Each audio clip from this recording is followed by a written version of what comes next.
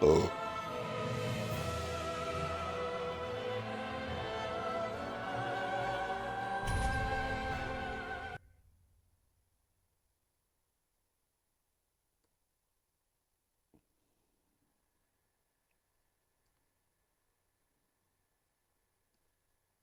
Launch my alert box.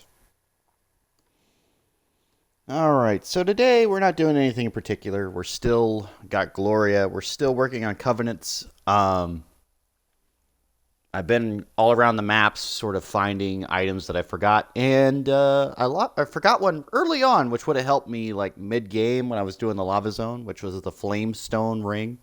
Or the flame plate ring. Don't know how I forgot it. I was staring right at it. I don't even know how many times. But yeah, that was fun. So anyway, we're still trying to do Blade of the Dark Moon. Trying to finish that off. I've done the church, which has gotten me two things. One was the better divine spear fragment, which I still can't use because I don't have enough magic. And then this lovely little young grass dew, which enhances my blessing when I get summoned as a Spear of the Church, but since I don't need to do Spears of the Church anymore, I'm okay. It's not a big deal. I see you up there.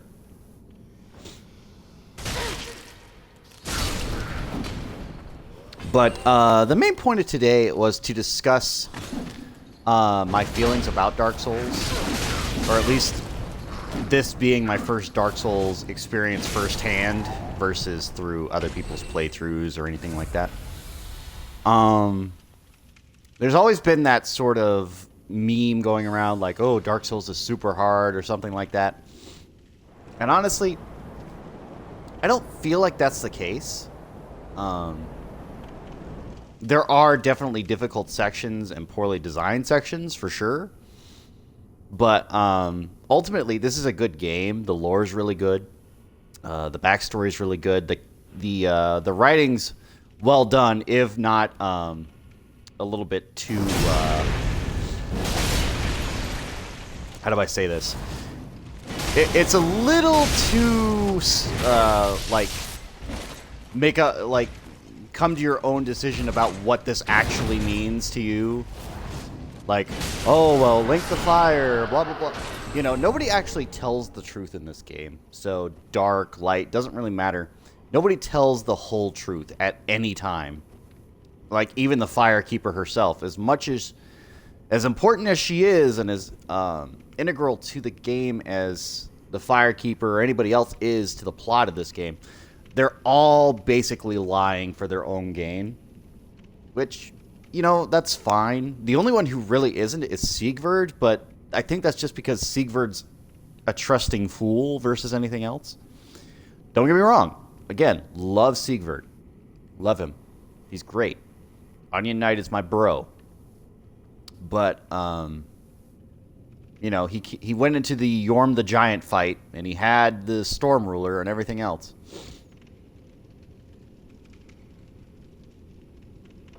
But he constantly gets trapped. He constantly gets flummoxed by simple problems. And even then, like, he'll just wait around or sit around. There's no real... what do I want to say? There's no real focus for him. There's nothing that really pushes him forward. Even when he's like, oh, well, I'm doing this for you. It's just like, whatever. And again, love Sieg. Sieg's great. But I just think that could have been better portrayed. Like, if he's going to be the fool, happy guy, you know, make him a fool, happy guy. Don't give him a serious moment and be like, oh, yeah, here's his serious time. And even then, he's not really strong enough to take on Yorm himself. Which, I'd want that fight to be equal between the two of them, but it never is. Like, you are literally protecting Sieg. That's the whole gimmick. And it's like, no, that's like, Siegward, for as long as he's been alive, he should have been better prepared for this fight. Gonna go into serious mode. This should have been the time to be like, all right, listen, I know I've been an idiot this whole time, but here's serious time. I'm gonna go all out and just take care of the problem. All good. And again, I'm focusing a lot on Sieg because that's the storyline I really wanted to play out for my playthrough, but obviously I wasn't prepared for it, and Sieg just got hammered super hard before I even grabbed the Storm Ruler. Which wasn't good, but I've been doing his honor by wearing his armor set, which has some of the highest protection in the game, believe it or not, which...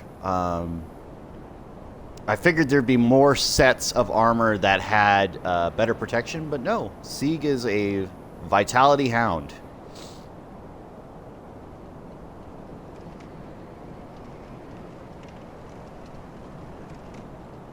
Other mechanics of this game that I really like is, as much as I hate getting invaded by assholes, that is a cool little mechanic just to have in this game. Like, hey, you're playing, there's more threats than you think of, just the enemy types in this game. I can see how that can go poorly because there were some sessions where it just went badly, but the way that it was done well is the Spears of the Church.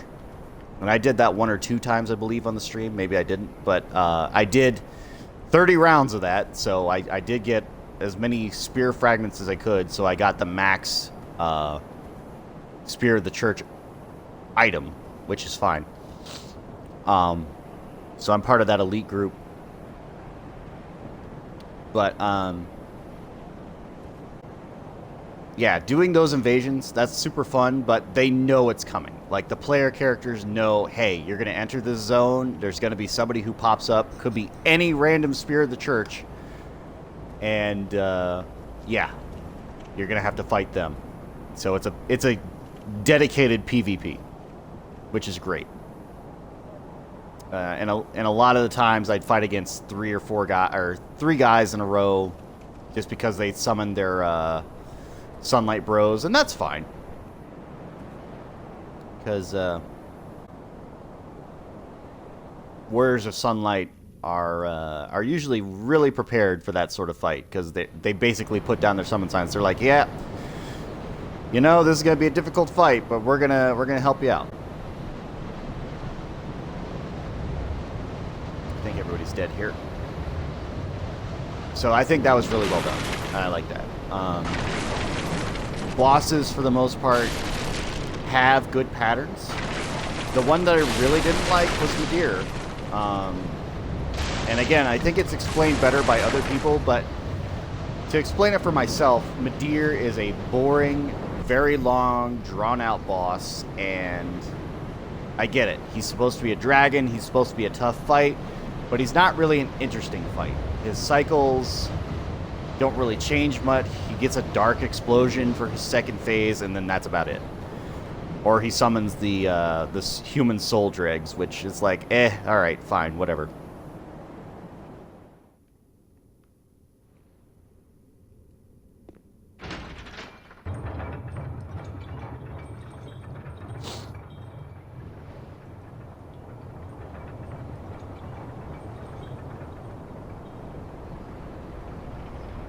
So, again, the only boss fight I really had qualms about was Midir. But even then, like, Midir does have a serious weakness to... I learned what it was. It wasn't Poison Mist, it was, it was some other mist. It's a pyromancy, I forget. It's a fixed damage magic move because of Midir when he does stand in a location or do melee attacks. It just eats away at him while he's doing it, which is nice. Ooh, good. I'm being summoned. That's what I was hoping for. There's a Blade of the Dark Moon. I really want to finish this Covenant because this is the hardest one. Like, I don't know why. I figured there'd be more invasions going on, but that's pretty difficult for me to get.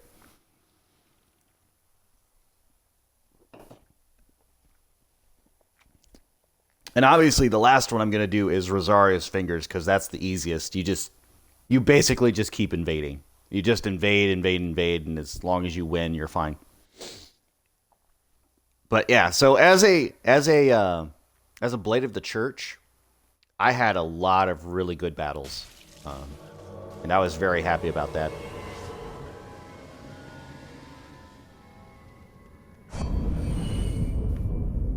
Oh. Does that mean I get to leave, or is there another one?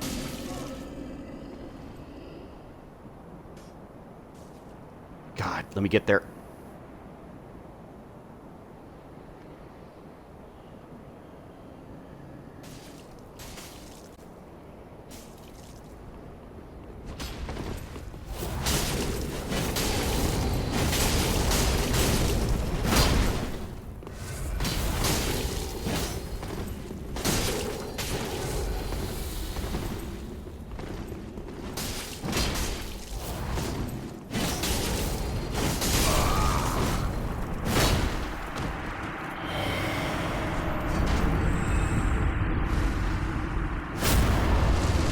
Alright.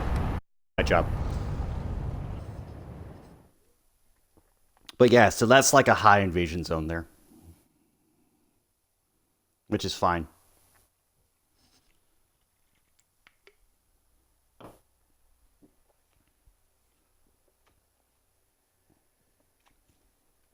Also, a thing I do want to mention is that if you do go for magic builds in these games, I've got my hat off to you, because like there are some powerful magics, but there are a lot of them that are just useless, especially if you're low level. So you basically have to have a dedicated magic build, like to strong magic. And I'm talking like 50 plus intelligence, 50 plus faith, that sort of thing, because wow, like the lower ones just don't mean a damn thing. Like Great Soul Arrow is a good one that used often, but it's more for PvE than for PvP. For PvP, I don't even know how you guys do it. I've seen a lot of interesting magic builds, but even then,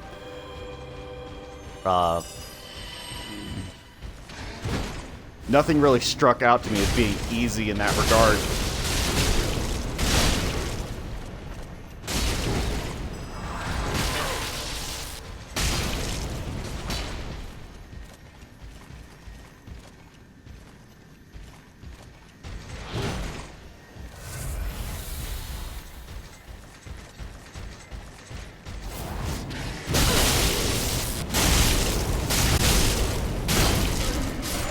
But yeah, so a big one I've sort of been investigating on my own is different weapons and different build types. So sorcery, faith builds, strength builds, dexterity builds. Honestly, my strength build is pretty high up there in the tiers, and I didn't even really realize that when I was coming in here, because my knowledge of this game has been like, all right, I see a lot of melee characters. I really want to just be the one guy that's carrying around like these huge sets of swords and just go that way. I really wanted the guts build because obviously with my character being named Gloria, I was going for the GGG name, like Griffith, Guts, Gloria, you know, just that sort of thing. And plus it's a joke just to be like sort of on the inside, and she's a female, so it's like, all right, we're gonna have a super buff girl and that'll be my character. All good stuff. How's it going, DeWix? How's it going? But yeah, if chat has any thoughts about what I'm discussing here, that's fine. I'm basically just waiting to be summoned as a Blade of the Dark Moon, and in between times, I'm just discussing the game and my thoughts about it. So if you have thoughts or anything you wanted to ask or anything like that, let me know. Otherwise, I'll just keep talking. So anyway. Uh-oh. Yeah, so it's the Nightbot. I'm sorry about that. It doesn't like a lot of capitalization. So if you're going to say something, just... Oh, thank you for the follow. I appreciate it. Yeah, but if you're trying to ask something, just try to use like lowercase letters. It's fine. I understand your inflection, so I know you're trying to like shout it out. It's all cool. And again, the only reason I have that bot on is because there have been some problematic people in the past. So I know it needs to be adjusted, but that's okay. We'll get there. We'll get there.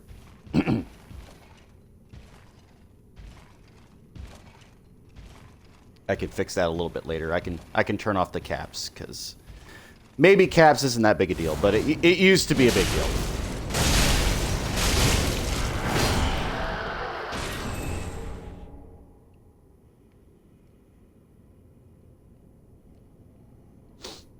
So anyway, as far as the game's concerned, I don't know, or I don't really understand the hype about why people think this is a difficult game. Like, oh man, it's so Dark Souls hard, and I'm just like, I just played Momodora, and that was like 10 times harder than what I'm doing now. And that's all on my YouTube channel too. So I did the hardest difficulty of Momodora, and that was super hard. And comparatively, nobody talks about Momodora. You know, it's like nobody's like, oh man, that's such a hard game on hard mode, because people do it casually on like normal or easy mode, and they're like, oh well, whatever.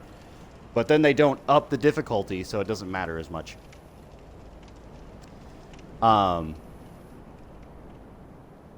So for Dark Souls, I really want to compare it to like just like a standard platformer back in the day. Like, I'm talking about something as simple as, all right, did you complete Mario Bros as a younger or as a young adult or anything like that? Did you play the game? Did you get to the end? Did you beat Final Bowser? Or did you play a few levels, quit, and then never come back? And a lot of people, I believe, are going to answer that no, they didn't play Mario Bros all the way through, or Sonic all the way through and get to the final boss and beat the game or anything like that. They just basically arcade moded it, and they said, all right, we're going to play a few levels, and then, all right, I really don't want to do the harder levels. Yeah, sure. Subscribe if you want to. You don't have to Wix, but I do appreciate it. It means a lot. But yeah, so I don't think that Dark Souls is difficult. I think that maybe people just got to a point where they were struggling a little bit, and they didn't have time, or they didn't try to beat the enemies or something like that, and they just gave up on it. I believe that's the case, but I don't think that Dark Souls being hard is truthful. Yeah, exactly. So Dark Souls, I feel like if you put enough time and effort into it, you can definitely get over it. It's just like any RPG. So, for example, if you played Final Fantasy and you beat Final Fantasy, you had to work to beat Final Fantasy. Like, sure, you could beat Final Fantasy at level 1, but of course there's going to be like, you know, you're going to have to level at some point, or have certain abilities, or have god tier weaponry or something like that, which is pretty standard. You know? Just like any RPG. Maybe you don't beat the RPG. Maybe you just let it go. But as far as action games are concerned, Dark Souls, not that difficult. Or at least not 3. I have yet to play 1 or 2, and I know 1 is coming out with its new upgraded version this spring, which I'm looking forward to those playthroughs. But yeah, as far as gameplay, it's not that hard. Like, don't get me wrong. Yes, did I die a lot? For sure. Do you die a lot in Mario games? For sure. You know, it's not that Mario is difficult. It's just, yeah, you make stupid mistakes and things happen. You die. Right. It's sort of in between. So, it's more your fault as a player in most instances. And I'm going to say most instances because there are a lot of stupid mechanics in this game that do influence your gameplay a lot of the time. For example, the roll mechanics, sometimes, like, they don't activate invincibility at the right time, or, you know, something like that, or you get blocked into a corner and you can't get around enemies, and then you're just locked in, and of course you have no choice but to die. And that's not PvP, that's PvE too. Or not just PvP, that's PvE too. Now PvP, there's a lot of stupid things you can do in that, but that makes sense for that. Like, I've seen a lot of videos as far as like, okay, well, we're gonna get this one guy to fall in this one room. We aren't gonna open the door, and he's trapped inside. And you know, that's funny. That's hilarious. Because that guy cannot get out. It's just game over for them.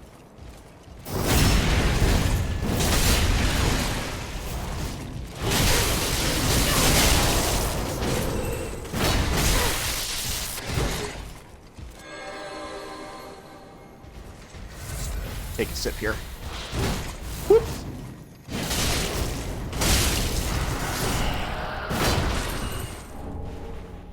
But yeah. So, for example, in this game, you can really just run past everybody. You don't need to fight any one of these guys. Like, I could have just left these knights over here. They would have never bothered me. They would have just stood over here. But you had a choice. It's like, all right, if there's, because there was an item over here before, but let's say there's an item here that I've already grabbed it. But let's say there was one that I didn't already grab. So you see these two guys and you're like, oh man, these guys are super tough. I don't know if I want to fight those guys, but oh man, there is that item. And that happened a lot to me where I get greedy and I'd just be like, all right, we're just going to fucking do it once, get in there, grab the item and go. And then you get killed by them or, you know, whatever. And you basically have to determine, all right, what am I willing to lose? And what am I willing to go for before I say either give up or I succeed? So, and again, that's one of the more well-designed points of this particular Dark Souls. Dark Souls 1 did a lot of that, but Dark Souls 1 had a problem where it was a little too new, and there's a lot of just hidden bullshit in that game. Like, even getting to the DLC is very hidden. But in this game, the DLC is pretty straightforward. It's like, all right, did you get through DLC Part 1? All right, now you're on to DLC Part 2. Now, I don't know if I like that per se, because it basically means you had to have DLC 1 in order to have DLC 2. Which, okay, fine, but since it wasn't free DLC, I'm still like, I'm a little iffy about that.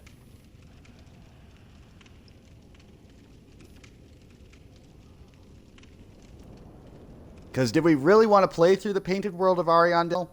I mean, sure, it's cool, but I don't think it should be required to get to the Ring City. Right? Like, you could have skipped Ariandel and still gone to the Ring City and been like, all right, this is cool. But, you know, that's a design thing, and that was their choice. And you know what? Maybe it helped them sell units. Maybe that's the case. So, thinking of the sales numbers, that's probably the case. But I just wasn't, I didn't enjoy having to do that. All right.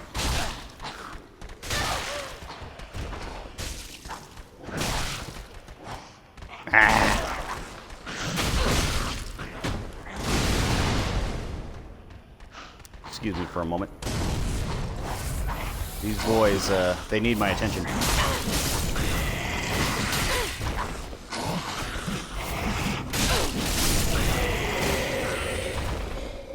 All right. But yeah. Gale was a good fight. I do like Slave Knight Gale. That was pretty cool. And again, I love devoted characters. But he's the one devoted character. Like, he's the one character that joined sort of this goddess, or his choice of who would become a god. And for the most part, he succeeded. Because he did acquire the Dark Soul, he did ingest it, and he successfully got the girl, the painter, who isn't really given a name, but everybody just calls her Arya because she's part of that whole world of, like, there's Ariandel, and, you know, they're all named like Arya or something similar. And that's cool.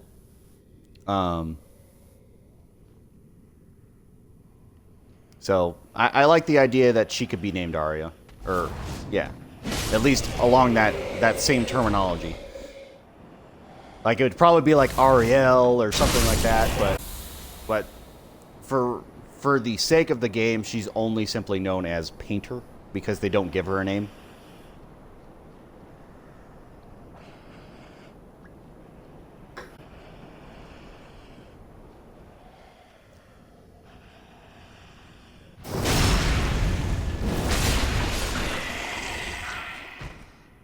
Oop.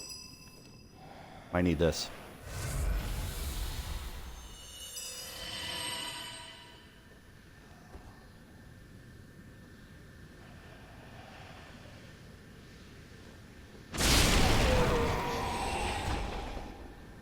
So again, speaking of the DLC, it's pretty good. Not gonna lie. There are some sections that need to work, and I'm not sure why the Gravekeeper or the Grave Watchkeeper was really involved. It basically just unlocked PvP mode, which is like the arena and 4x4 and all that fun stuff. But ultimately, there should have been an easier way to do that. Like, I don't know that unlocking online content through a boss fight is the best idea. And this is different from like the starting fight with oh, hang on.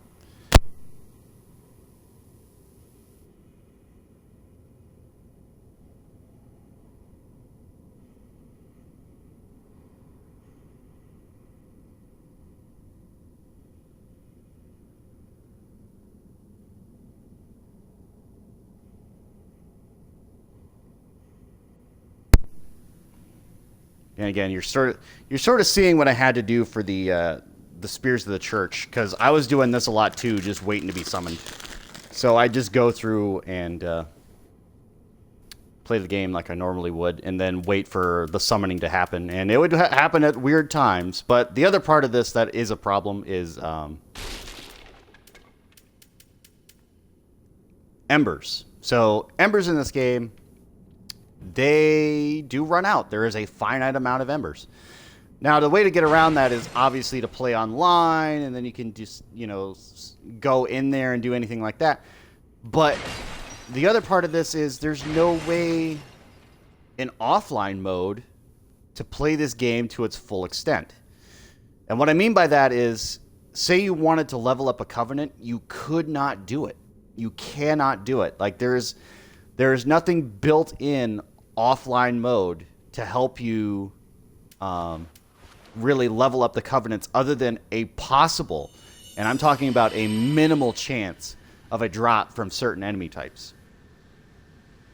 A prime example was the Church Spear Fragments. Like, I would kill some of the Ring Knights, and I must have killed like 50 of them. One drops a damn Spear Fragment, and I'm like, okay, that's cool and all, but why doesn't this happen more frequently? And maybe that has to do with the luck skill. I don't know, but there needs to be a better way to do that. There needs to be a better mechanic to get those drops, because the items on their own do nothing. The items, if you give them to your Covenant, they do nothing except get you closer to that next step tier for item unlocks. So, for example, when you level up your Covenant, you get certain drops, right?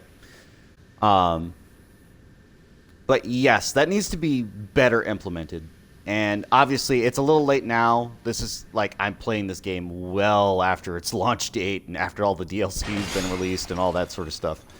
And I'm not sure that they're going to update anything in this game anymore. But if they decide to go ahead and make new ones, that's something I would address very heavily. As far as weapon balancing, too, I'm not saying that every weapon should have the same damage numbers. That's not what I'm saying at all. But let's say I like a certain weapon type or a certain moveset, and I want to use that weapon. So, for example, I love the way that Frida's Scythe works. And I love the DPS, but fighting certain enemies is just not a good option. But, for example, these swords, these twin great swords that I'm currently wielding, they're good for just about every situation. Like, they have fire damage, they do heavy, strong damage, they have super armor, all that fun stuff. And there's basically only one downside, and that's they swing a little bit slower than certain weapons. But even then, when you have super armor, swinging slower doesn't mean anything because you have this move right here. You charge in, then you just keep, it's either L1 or LB, depending on what you're using or whatever mouse click you're using. But yeah, that doesn't change. But there's no loophole to this weapon. It's just like, hey, you want a good weapon? Here you go, you know? And it basically nullified my use of any other greatsword too, because I can't. So, for example, if I level up strength on my character, I feel like my swings should not necessarily be stronger, per se, but let's say the swing speed is faster. Like my strength goes up. Okay, you're stronger now? All right, you can move this sword a lot easier now. You know, just be a fucking Hulk with, like, super strong and basically swing a great sword like a standard sword. And the way that works is you can get rid of the super armor at that point, because great swords wouldn't need super armor at that point. And that makes PvPs more viable too, like, because great swords are used heavily in PvPs for sure, but they are not fast. You will take damage, like in any encounter. And basically, if you're going up against a straight sword or somebody who has like a heavy speed, a speed build, or, you know, high dexterity or something like that, or, you know, just never-ending stamina, which is why I was using the stamina ring basically the entire time, because I needed that stamina regen.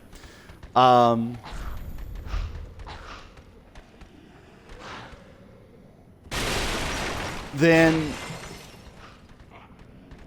you basically had no way of winning that battle, because either they get away, or you're just not fast enough, or they have long range and you don't.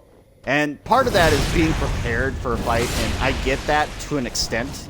Like, if you have a bow and arrow and you have swords or anything like that, you just switch weapons, you start firing shots, and you can do that with just about anything. And the same thing's true with magic. But, you know, you can't... It's just a little bit strange that in a one-on-one fight with somebody, unless you're basically matching them toe for toe with weight and scaling and everything else like that, you're just like, whatever. And again, part of this is, yeah, you could level up your vitality and just be like a super tank. And I'm basically getting there to this point where I'm going to have like super high health, super high vit, so I can basically wear any armor set and all that fun stuff. But again, I understand the problems that introduces to a game designer. And I think for what they had, and from what they've had before, because there were some serious power scaling problems before. Dark Souls 2 lightning magic was a good example, where lightning magic was basically the most OP thing you could do in the game. Just completely overpowered. And then they nerfed it, obviously. But when they nerfed it, it should have been specifically for PvP and maybe not for PvE. And again, I don't know how they would go about doing that, because anytime you get involved in PvP that is not like arena-based, like this game has, it's in the in-game environment. So if somebody invaded me right now, we'd be fighting in this environment. And obviously, if enemies were still alive, and there are still some enemies around, that would become a problem, because how do you scale that compared to a player character versus an enemy character? And I get it. It's a coding problem. And I get that it takes a lot of money and research and all that sort of stuff. But at the same time, I think these are ideas to keep in mind. Not necessarily that I want them to change it, or that I want them to just, you know, yeah, do this, do that, you know. Just saying that I'm a better designer, because I'm not. Obviously, I'm not making millions of dollars, and I'm not making Dark Souls, obviously.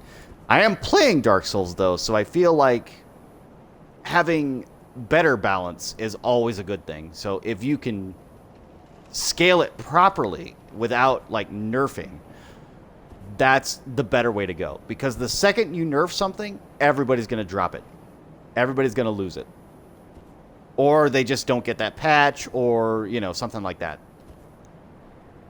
And yeah, obviously that limits your online play again, which is a Covenant problem, because Covenant items just need to be dropped by standard enemies. Like, if you're near the Covenant, enemies around that Covenant should be dropping certain items, you know. And again, it doesn't have to be every enemy. It can be certain enemy types, like the harder enemies. Like these knights here are a good example.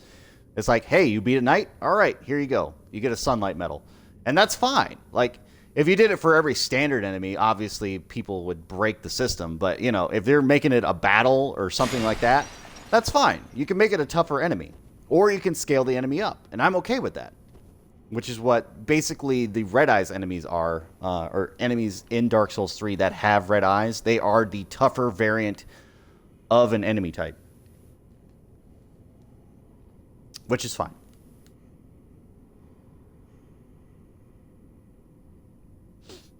Again, I got some packages. Which is great. And again, still waiting to be summoned. So I've only been summoned once this entire stream, but I think I've said most of what I want to say about Dark Souls 3. The vanilla game I think is fine. Vanilla game I think is perfect. Or not perfect like 10 out of 10 perfect, but you know, perfect in the way that the bosses are handled and the way that the story's handled and everything else like that. DLC, obviously Midir is an optional boss, so I can't really fault Midir as a boss enemy being just bad. But I still think that Midir could have used some work. Like, he's cool looking, don't get me wrong, but he's super boring and he's got too much health. Way too much health, especially for as few hits as you can get on him with a melee character. And again, a lot of people do melee characters because a lot of the bosses are pretty easy to get inside or, you know, get under and basically pound the shit out of, and that's fine. Now, as far as multiplayer is concerned, and I'm not talking about PvP, I'm talking like helpful summons and that sort of thing. What I think should happen, and again, it's already too late at this point, but here's a thought just in case they decide to go down the road and do it again, is let's say I summon in a friendly helper, he's helping me go through the map, and that's fine, or I have a friend that I'm playing with online, and you have that Ember requirement to summon anybody in. I think we should drop that requirement. And the only reason I say that is because let's say I'm new to the game and I want somebody to help me, but I die a lot. You know, obviously I have my helper, hero, sunlight, whoever it might be, and I'm really bad and I die a lot. I'm going to run out of embers, and I'm not going to be able to ember up. The only way to get embers back is to be summoned or to beat somebody in PvP, and even then it's a rare like thing to happen. It's like, oh, you got your ember back, you know, that sort of thing. But it requires you to be good in order to get your ember back so you can have help. And again, I don't have that problem. I have no problem doing PvP or PvE, but I can see where that'd be a little bit frustrating for like just like social players or people who are trying to get into the game. And maybe they need the help, or maybe they need, you know, a helping hand or something like that. And I'm just saying, just get rid of the Ember requirement.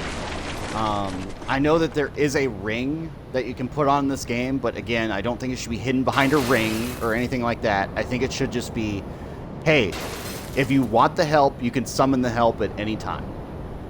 And it doesn't cost you an Ember or anything like that. If you were to say die.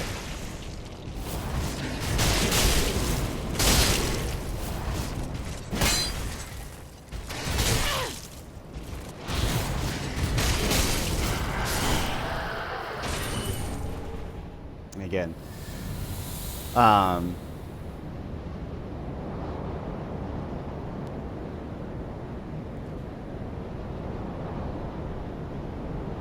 think that would help a lot of like newbie players or people who are trying to get into the Dark Souls series.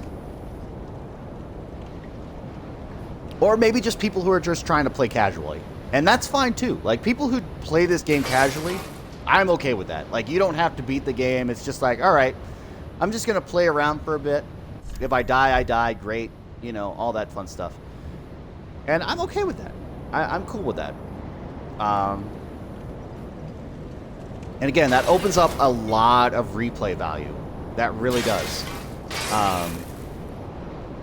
And I think that only helps the game versus hurting it, because obviously the more people are playing the game, the more people you have on the servers, the more options you have for invasions or being helped or Warriors of Sunlight, because people at this point obviously are focused on other games. They're focused on games like Neo or anything like that.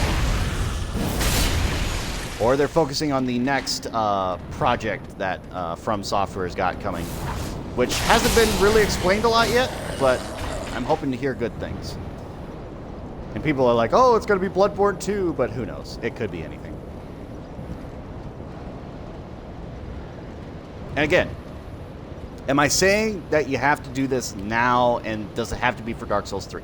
No, absolutely not. If you can patch it in easily, go ahead. But at this point, Dark Souls 3 has had its time, and I think that's fine. The Dark Souls 1 re-release obviously is going to bring back a lot of the old fan base and maybe some new people who want to see what that game was like without the lag. But we'll see. There still might be lagging issues in like the pit, which was always a problem because it was trying to load in those filters.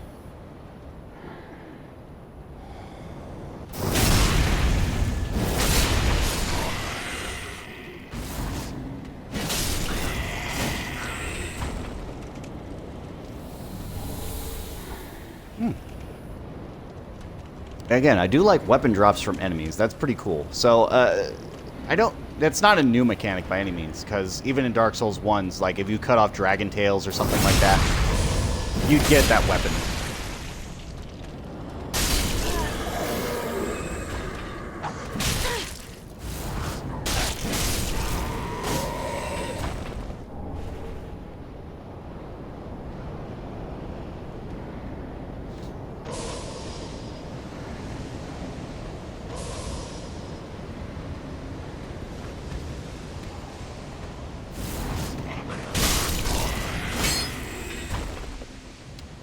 But yeah, alright. Anyway, so... yeah. Having objectively... actually, you know what? That brings up an interesting thought that I had. So... again, going back to weapons here for a second. Weapon customization, or customizing the art of your weapon. And I can see where that might break the game a little bit, because you can limit it, but I feel like the way to get around that other problem of having having weapons that are overpowered in certain instances, or having weapons just become entirely useless, is to basically give players the option of which weapon art they want on a particular weapon.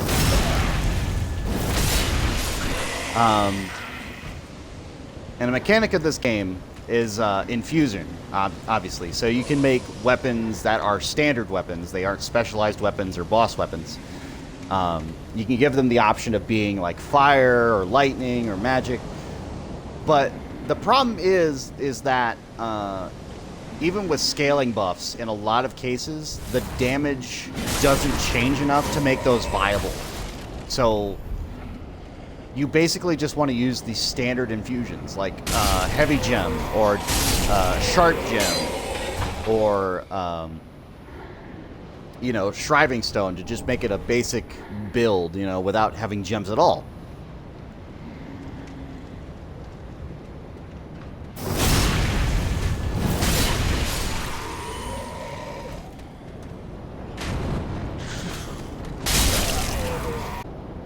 But yeah, basically given the option of a few different weapon arts for a weapon, I think makes different weapons more viable. And obviously that does open up a lot of variables, and I get that it could ruin the balancing. But I feel like if you like a certain weapons fighting set, but you don't like the weapon art, you should be able to adjust it. Or, you know, make it a heavy requirement for, like, a boss sort of style weapon art. You know, like, okay, well, this weapon art costs 10,000 souls, or this weapon art costs 50,000 souls or something like that. And I feel like that's fine. That would be okay.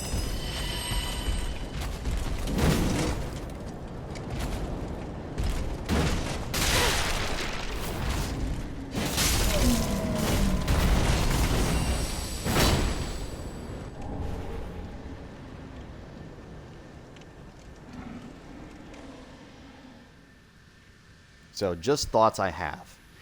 But yeah, okay. So, yeah. Another thing is, okay, so this goes along with the weapons too. But like for armor sets, if I want to wear a certain armor set and I want to be able to respec it to have more resistances to something or something like that, I feel like you could get away with that, just like with weapons. Like you should be able to rank up your armor, give it more in dex, give it more in physical defense, give it more in whatever, you know, just cost souls. And I'm okay with that. But in this game, you can't do anything. Like, you're basically stuck with whatever armor set you can either put on, so you can't make the armor sets lighter, or armor sets that have better stats, obviously. So if I wanted to look good, and there have been instances where I was playing Fashion Souls for a bit, but like, say I really like the Boreal Dancer's outfit, but the armor is terrible on it. It has some good resistances, but it's not better than other armor sets that are basically standard. So I have a lot of trouble just being like, man, I really wish I could just level this up or something, give it better defense. Like, I'd have a level 10 like Dancer armor set in a heartbeat. If it just costs souls or it costs Titanite or whatever, I'm okay with that. But giving me the option to like be fashionable and still have a good armor set is fine. Like, if an armor set needs to have a weakness, and that weakness has to stay for whatever reason, and I'm not sure why that would be the case, but let's say like the Armor of Thorns, which causes damage when you roll by somebody. It's like minimal damage at best, because it doesn't level up, and it's like 1 damage per roll. That's fine. I'm okay with that. Because let's say you have a damaging armor set, and the defense just has to be weaker. All right, that's cool. But still, you know, you should still be able to level it up to make it like standard level armor, and then still have the roll. Like, if you invested enough time and money in that, nobody's going to be mad that the armor is now a little bit stronger. And obviously, there are still builds in this game that are broken as hell.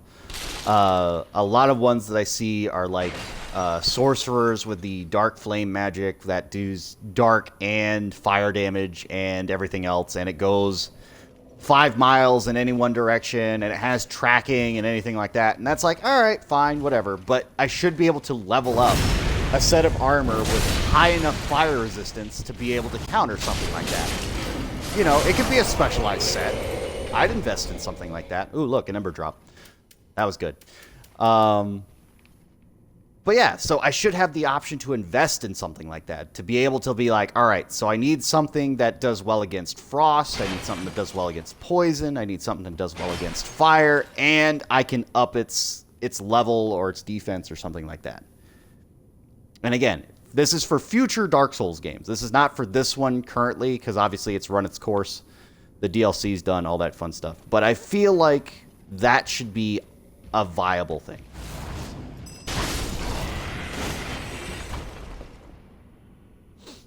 And again, you can level up shields in this game, and you can level up their resistances, but shields, just as like a standby sort of thing, don't really do much. There are some weapons that do have like offhand sort of abilities, which is a problem. I don't know if they're still viable, but there used to be like things you could carry in your offhand. You didn't necessarily have to have it on or even equipped, and you would get a buff from it. So I don't know if they've patched that out or not yet, and or if they have at any point. And they might have, but I'm not sure. But I feel like that's a thing that they could do. But as far as Dark Souls as a game, do I believe it's hard? No. Do I believe it's beatable? Yes. I've beaten every boss as Dark Souls new game, not even +1 yet. Just standard new game. Every boss is viable, and that's fine. But some prime examples of problems are Midir, obviously.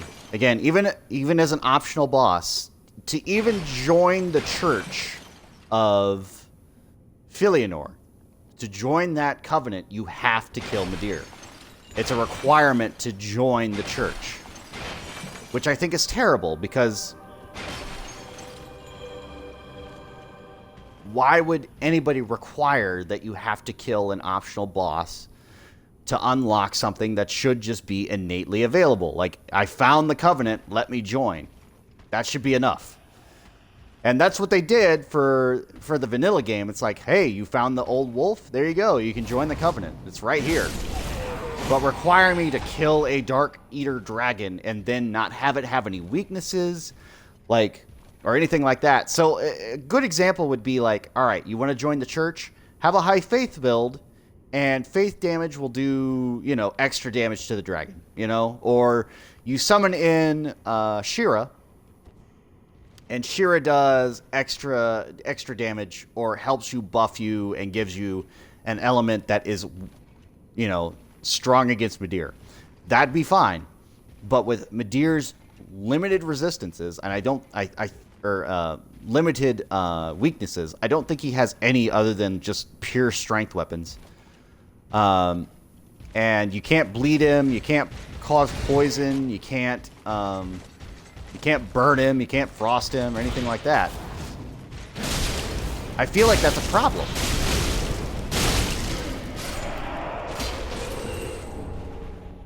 See, I just got a sunlight medal. See, this is what I'm talking about. Like, so sometimes I'll get a medal, and that's fine, but it doesn't happen often enough to make that a viable strategy for offline play. It's like, basically, all right, now you have to reload the zone, and then you can go ahead and give your sunlight medals, and it's like, no, I don't want to do that. So, having a dedicated online game for Covenant's not a good idea. Now, as far as the story is concerned, Dark Souls story has been discussed over and over and over and over and over and over and over by many people, including, but not limited to, like, game theory and it's like just some serious Dark Souls players. Vadi is another one who does a lot of Dark Souls videos. Sunlight Bro, I think, is another one. They have their own YouTube channels, and they've dedicated like their entire time to just doing different builds and different runs of this game. And I see the problems that they run into with their different builds, and they're like, yeah, this really isn't viable. Like, you could do it, but it's not really good. And I'm just like, that sucks. Why is there a weapon that is just objectively worse? Now, obviously, there are some joke things in this game, like the ring that lets you do double damage or take double damage from enemy attacks. It's like, haha, I get it. Who would wear this? But, for challenge people or people in challenging modes, I feel like if you're gonna take double damage, maybe you have a buff with that. Maybe something like you have double attack power, or you have double sorcery, or your pyromancies do more. Just something to really break it, and that's fine. And I'd be okay with that. Again, I'm not really doing anything for the sunlight medal, but it's here. Again, still waiting for the damn summoning, because I basically cleared out the zone other than one section, but I really don't want to go down there. I guess I could. I've got enough flasks.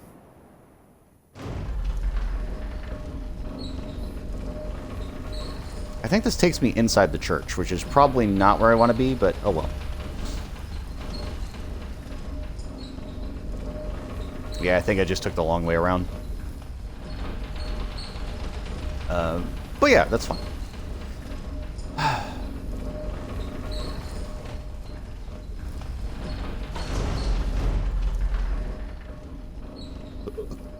Let's go meet with my boy over here.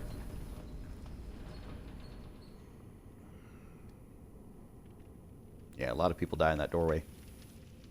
But yeah, so for example, I could be a heavy armored mage. Like I could level up my vit and all that fun stuff, and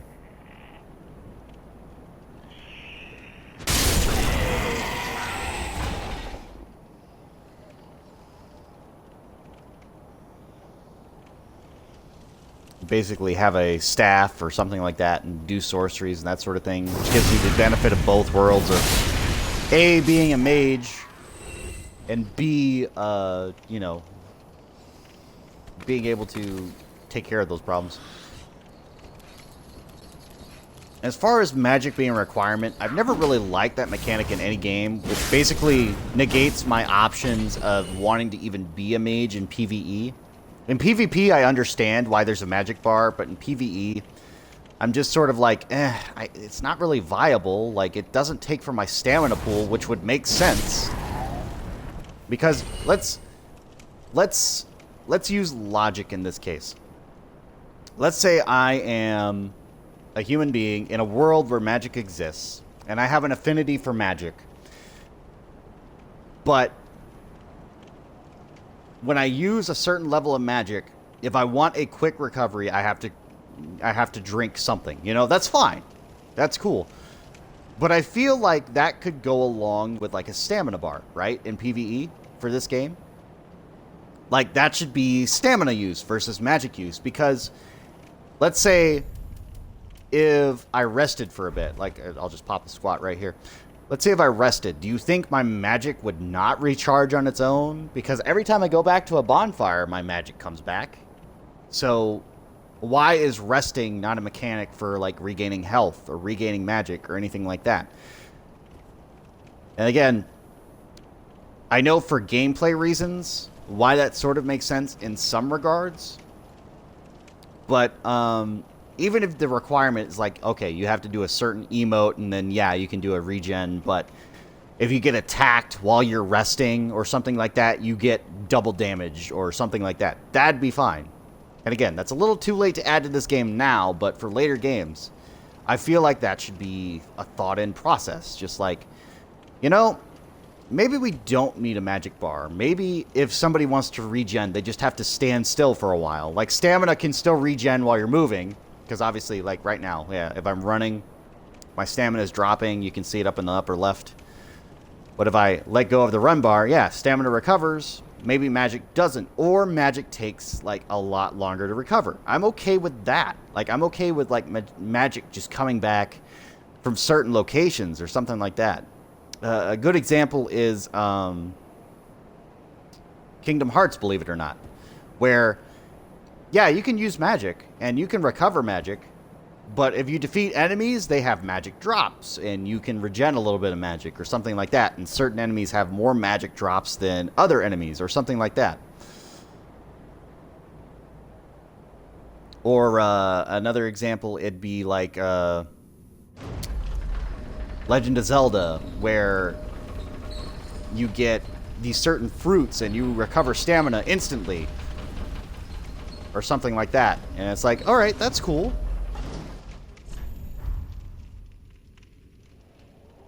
You know, just things to think about. Like, why are there no magic drops?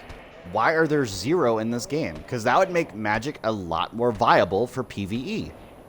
PvP, obviously, you can shut that down. Like, you don't need to have it in PvP.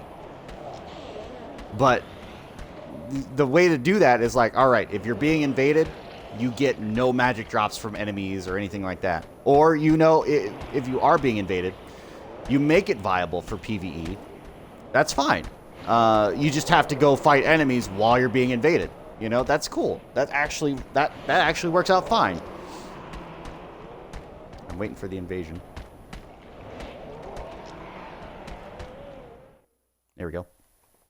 So that's my second invite to an invasion, which is fine. But yeah, so I feel like that's a good way to do that. And games up to this point had already been out. So Skyward Sword already had that mechanic where it's like, all right, you have a stamina bar, but yeah, you eat a fruit.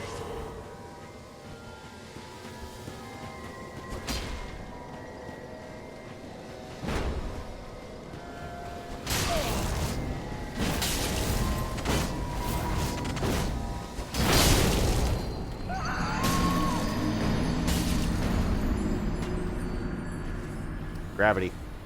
That was a good way to go out. Anyway, so that's fine. I'm not really worried about him. I can't believe that worked, though. Like, I thought I was safe there, but I guess not.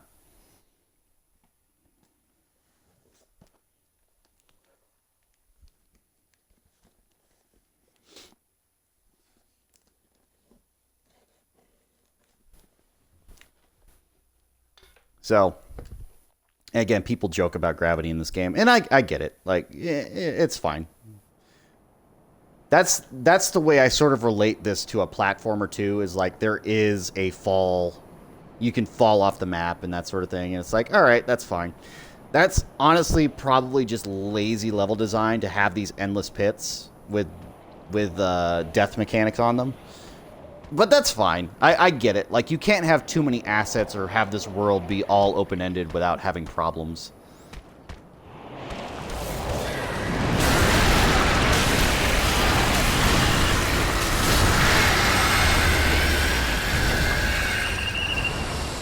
And again, so another example. That enemy has a weakness to fire, right? So why does Midir not have a weakness?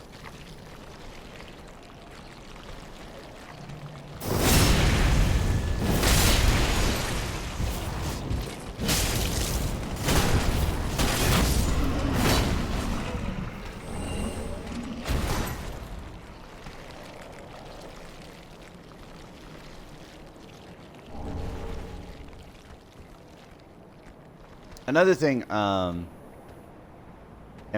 they sort of thought about this a little bit in the DLC versus anywhere else, but having boss fights where you can refight the bosses, that would be nice.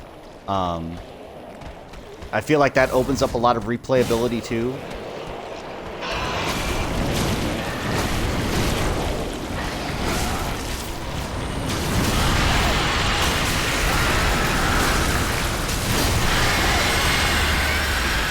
And obviously the way to get that mode into this game would be like, all right, make it a game mode, or, you know, like the bonfire where you start up an arena. Like, all right, you want to do boss mode? Which boss do you want to do?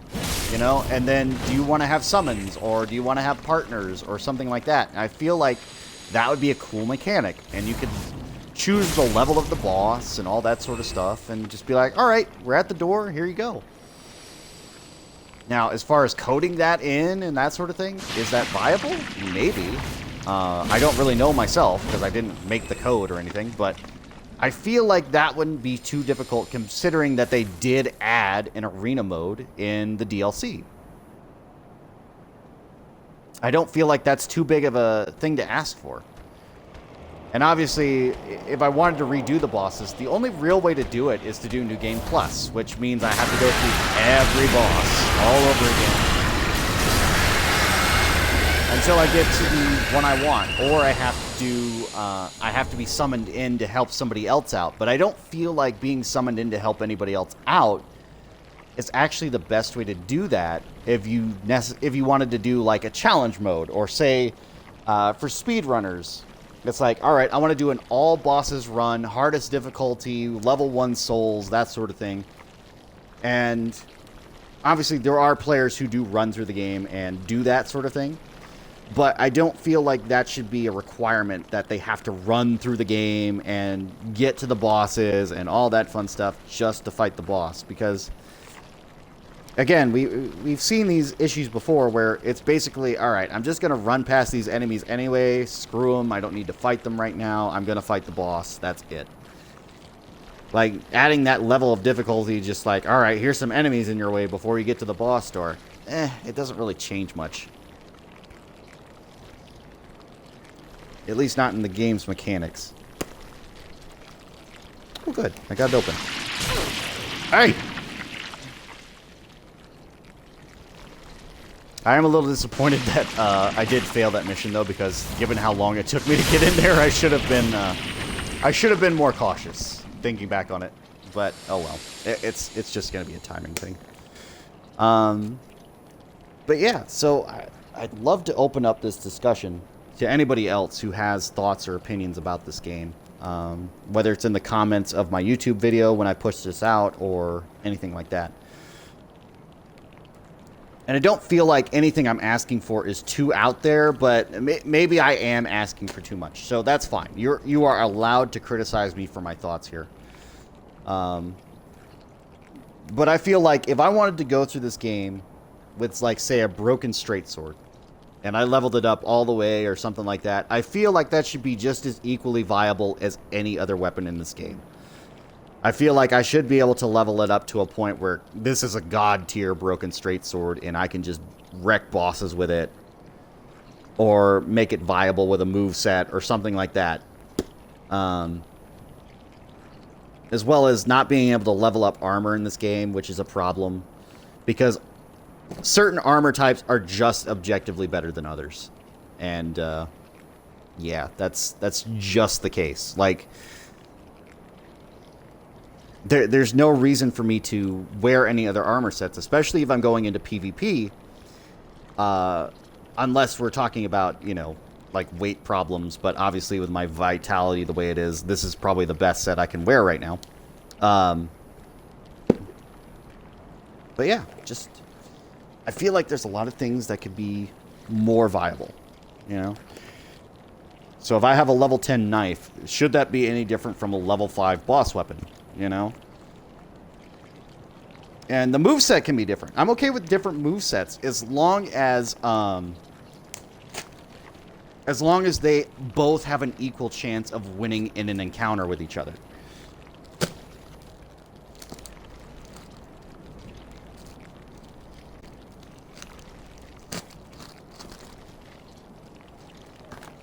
But that's the thing. They have to have an equal chance of winning in an encounter with each other. Like, I shouldn't have to require, like, the great sword wielder to wear negative buffs or have the double damage ring, and then the knife wielder have to have a +5 in attack on sneak damage or, you know, something like that, and then call that a viable strategy, you know?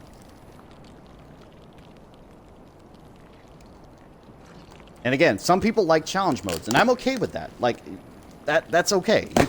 You can challenge yourself as much as you like, especially in Dark Souls. You can do whatever build you like.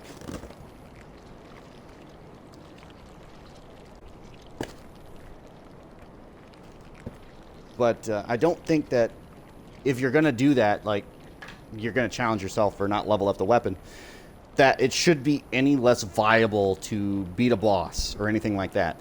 Which is another problem I have with Midir, because Midir, you have to have certain weapon types. Like, if you don't have them, or you don't have a certain weapon type leveled up, or you don't have the reach, or you don't have long-distance spells or anything like that, you are going to get screwed. Like, you cannot fight Midir with a knife, or a stick, or a club, and expect to win. Because he's so damn fast, and he's got these long-range fire blasts, and it's just like, no, that doesn't work.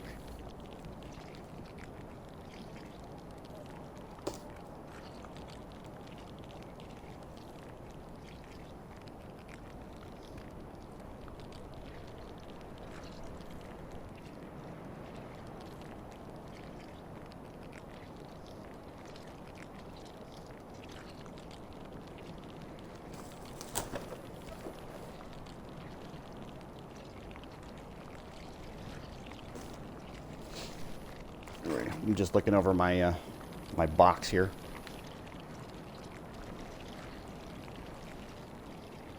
And again, I'd love to open this up to discussion. Like, I'd love to just hear other people's thoughts about this, because I feel like if we want to make a better Dark Souls game, there are ways to do this.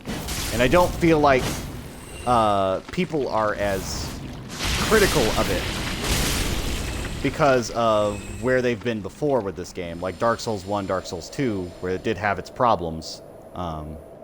Even though they don't like to admit it, there were problems.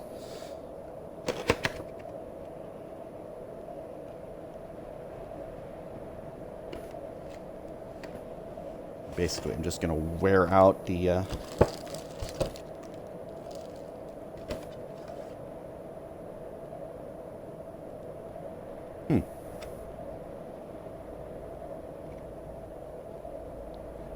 I don't know if I can last out the toxic. That's fine.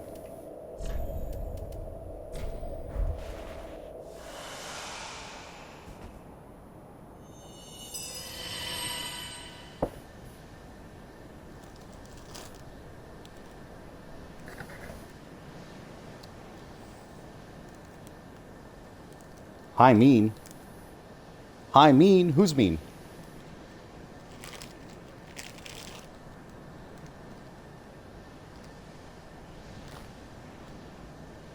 Somebody be mean? Again, just waiting for the summon. That's basically it. Just waiting for the summon. Waiting for the summon. Hey, look, a ghost. Let's follow him around. Oh, no!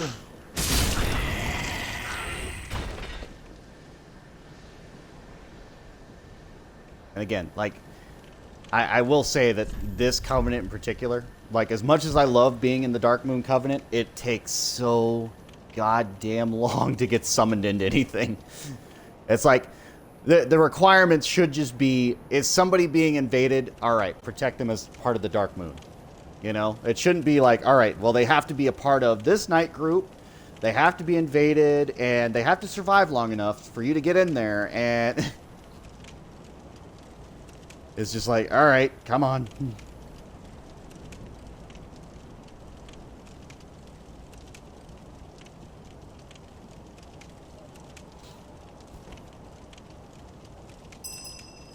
Nope. It might help if I had something in that flask.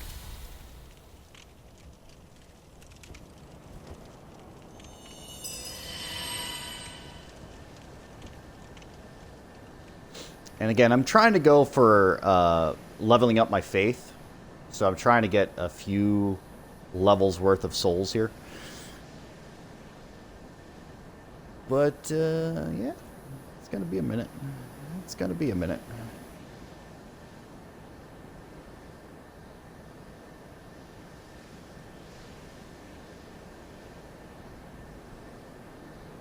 don't think there's anything over there.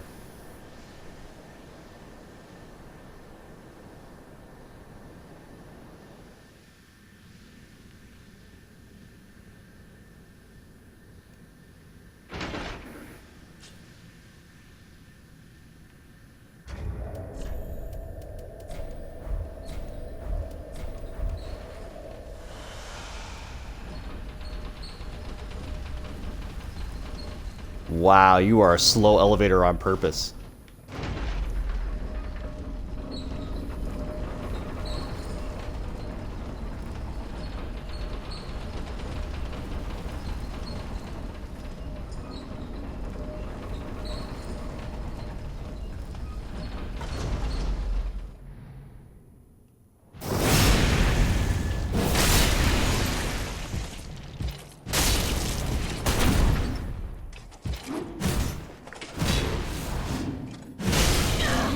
I win.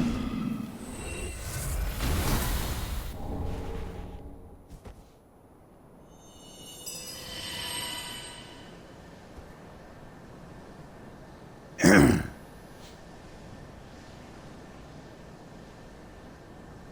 guess if I wanted to, I could just wear that Sunlight Princess ring too. It does the same effect. What was that noise? Like the dragons are all dead.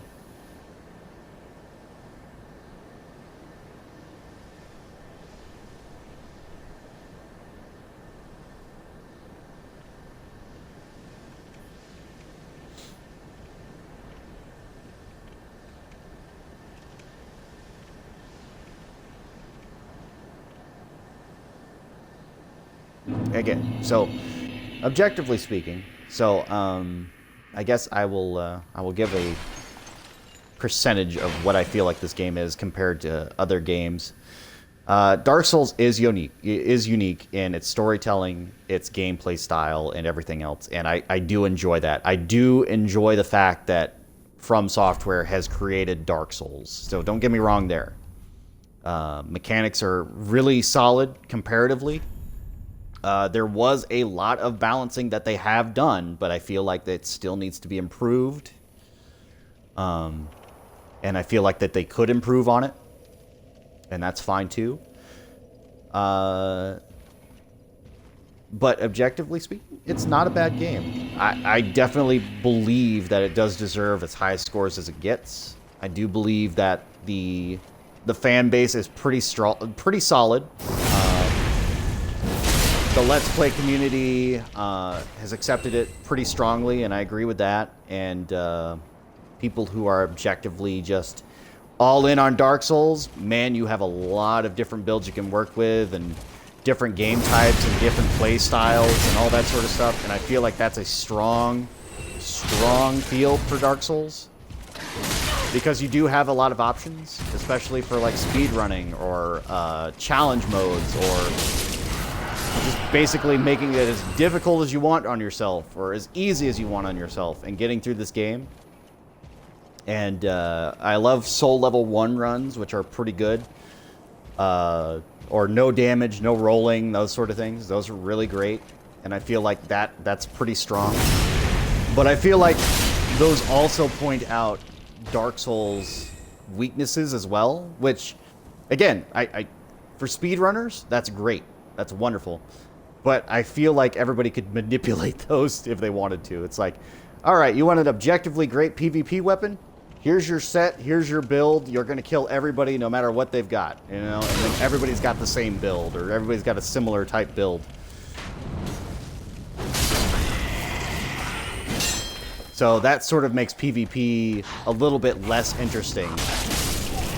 Like, you don't really adapt to different move types or different weapon types. What ends up happening is you're like, all right, I'm expecting this weapon type, I know how to fight this weapon type.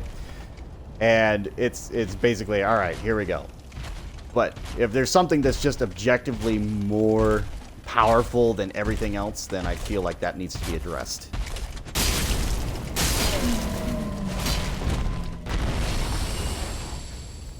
And a prime example is these twin greatswords, and I love them. Don't get me wrong, I love these twin greatswords, but they are OP as fuck.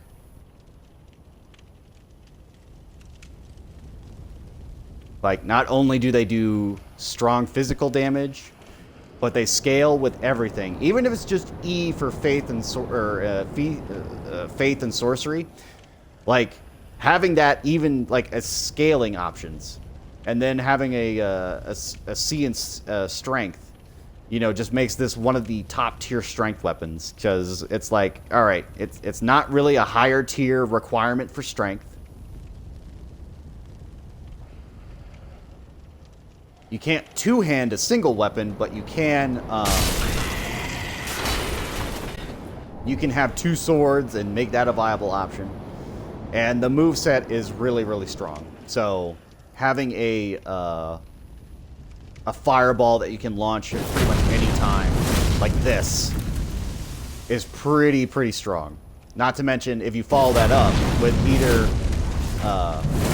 your strong attack or your basic attack, it's pretty strong, just coverage all the way around. Because you could stun lock PvP, PvE, just about anything, just because of the damage output.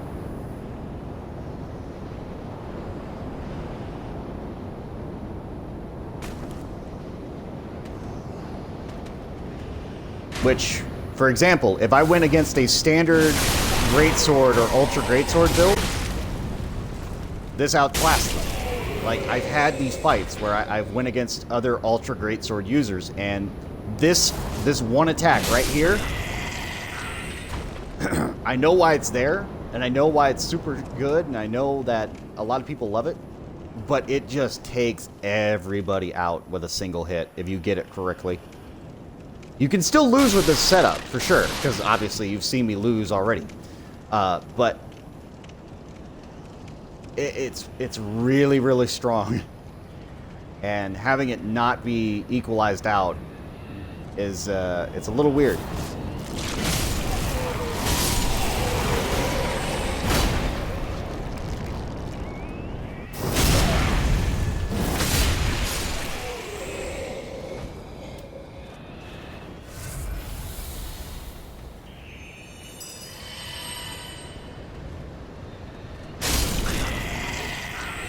Then again, this is a DLC 2 weapon. This is like late game weapon, which I understand.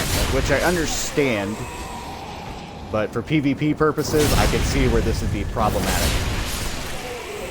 Because if anybody's playing this on new game, like I was, if somebody invaded me with this weapon, there would be no chance, like with any weapon type, for me to succeed. There would be no chance.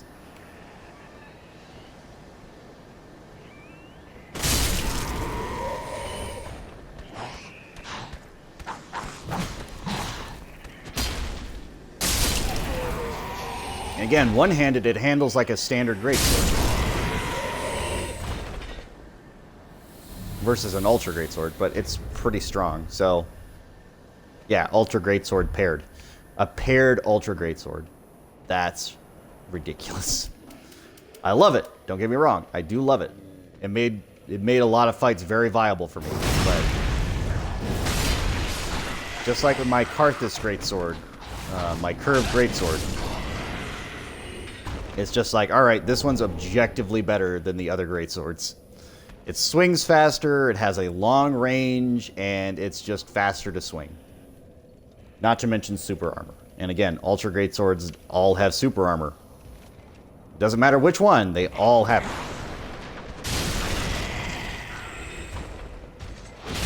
Oh. Well, hi there, friendo.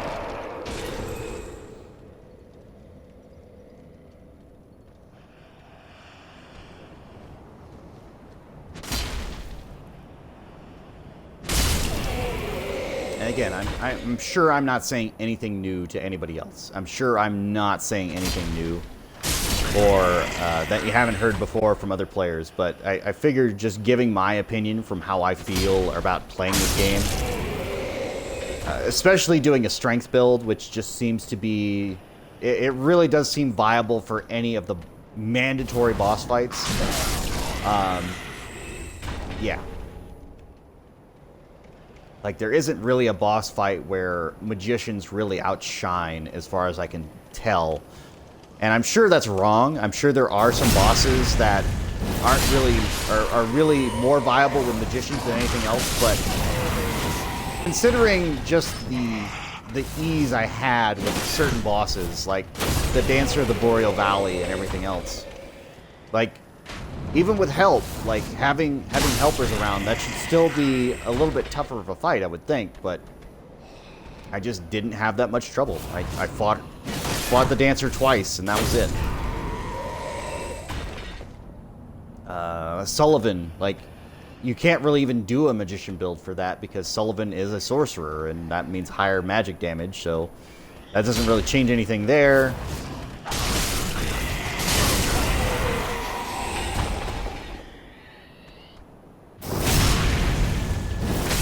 As much fun as I had with Sullivan,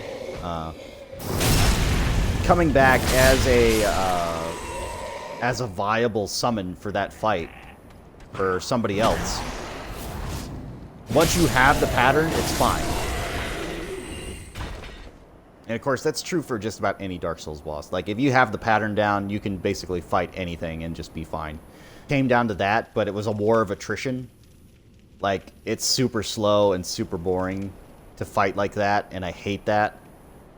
Because I really just wanted to out-DPS the dragon, which obviously shouldn't really be viable in any instance, but yeah, being safe and not really going for it, or just not taking a hit is kind of just boring. It really is. Like, there should be some build where it's viable just to be like, alright, you know what? I'm just going to fight you from here, and that'll be it.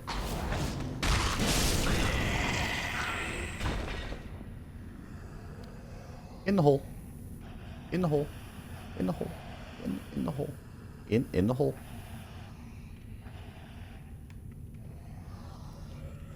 And don't get me wrong, I did try a few different builds. So I tried the Dragon Slayer Spear, which in the text, in the flavor text, it objectively says this was for slaying dragons. But even then, it was not doing any beneficial damage to Midir. Like, you would think something that slays dragons, or that I got from somebody who slayed dragons for a living, I would be objectively better at that boss fight than having that weapon. It was just like, no. It's just like any other weapon, and it's not really viable for any other reason.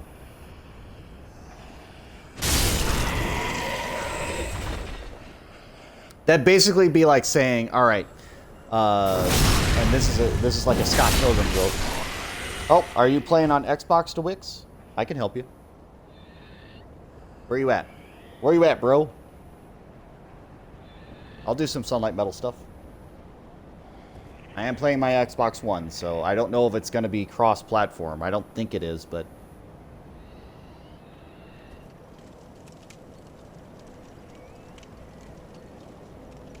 Yeah, you have PS4. I know. And again, I could go to that location. I don't know if it's viable, because I don't think it's cross-platform. Ooh, somebody has a red summon sign. I won't really do a red summon sign unless I'm not embered.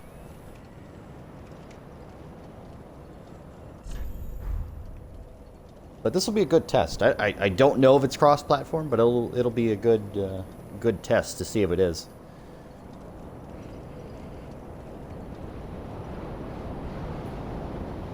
But yeah, I'm playing on the Xbox. I know.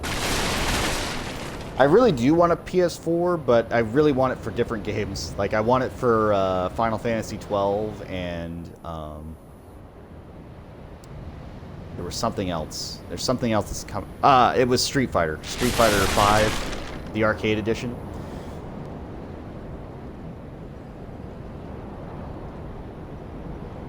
Test this. Test what?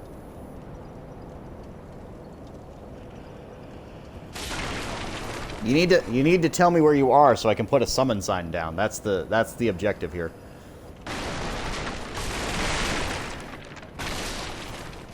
Like boss door, or are you in a zone, or where are you at?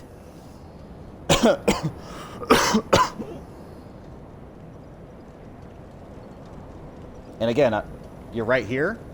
Oh, you're here. Okay. Well.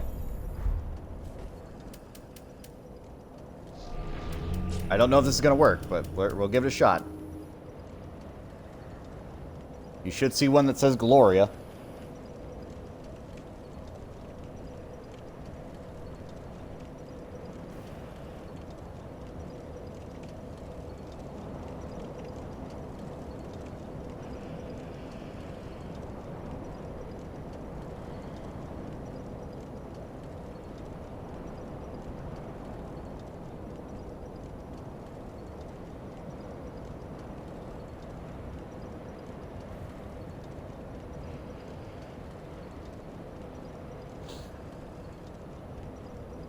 And again, it might depend on the server too, so you may not see me.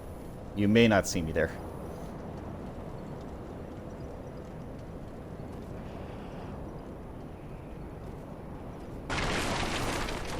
Nope, not Roberta. It'll be Gloria. That's the summon sign right there. Nope.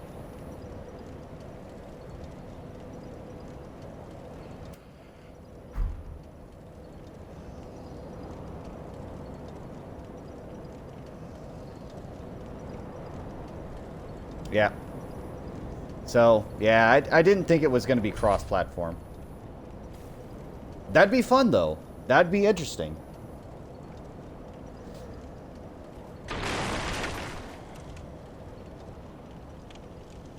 Obviously, on PC, if you're doing PvP, that would be a problem because obviously you can have key commands and that sort of thing. But between PS4 and Xbox, I'd be okay with that.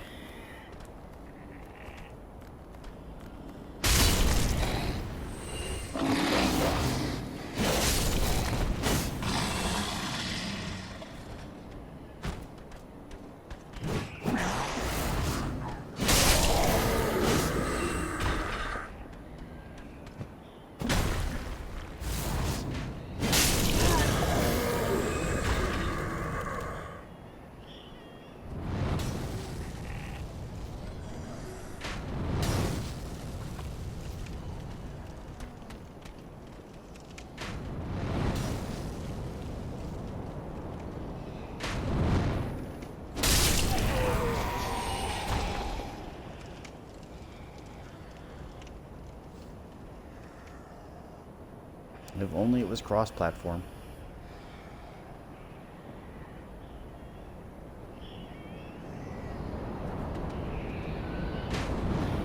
Whoa!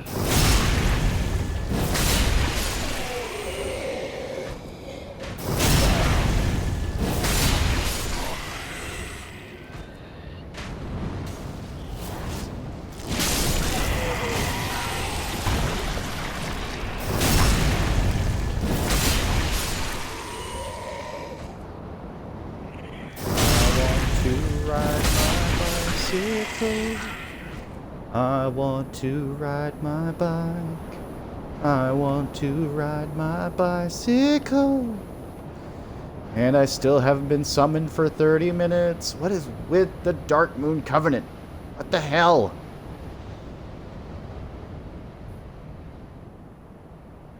It's like getting a rare drop. It happens every once in a blue moon. There were some times where I'd start up the game and then I'd get instantly summoned into somebody else's game, and then today it's just like, nope.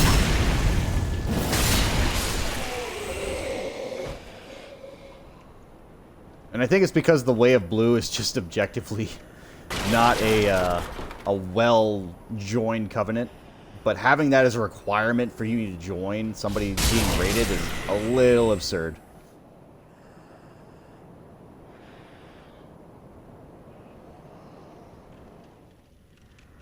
Because I could raid just about anybody. I can raid anybody at any time and be a Rosaria's finger, and that's fine.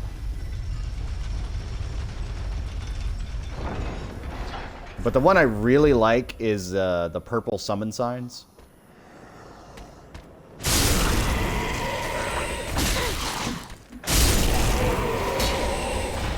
So I do want to I do want to be a part of the Mound Makers, or the Mound whatever Covenant. And we'll do that in New Game Plus for sure. And what I'm going to do is, the way this will work is I will help anybody along the way as a purple summon. But the second they try to attack me or try to kill me, I kill the Host of Embers instantly. Like that's my whole game there. It's like I will help you as long as you let me help you, but if you try to attack me, it's game over, man. And of course, with everybody getting burned by that covenant, because mostly the easiest way to get through that covenant is just to attack your host and then have it end that way, because you have the option of either helping or hurting your host. What I would do is I would try to break that sort of mechanic for this game and just be like, no, I'm just gonna help you. You fuck with me though, it's game over.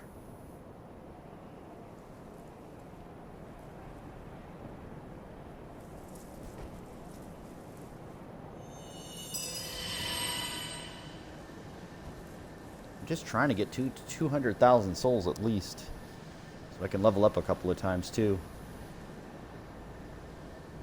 But I've killed everyone. They're all dead. Actually, I guess I could go back to the church.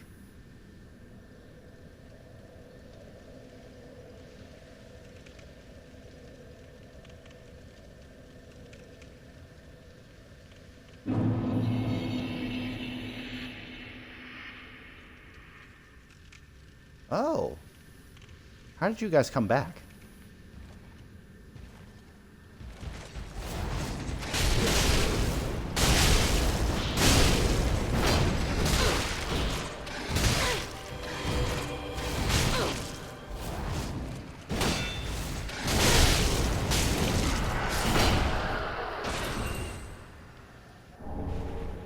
Ooh.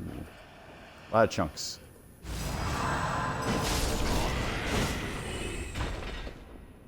No, thank you.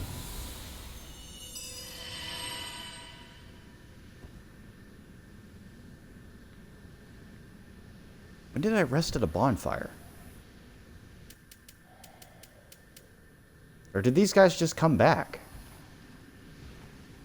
Is that a thing? I'm trying to remember. Did I teleport somewhere? Did I rest somewhere? Crap. We buff boys now.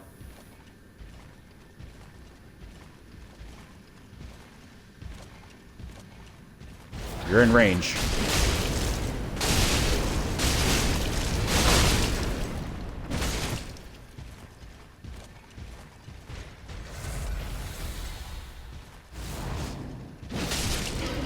And done.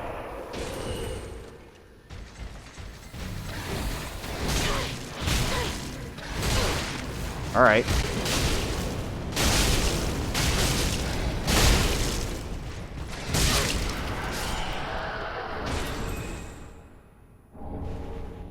Ooh, more Lothric Knight armor.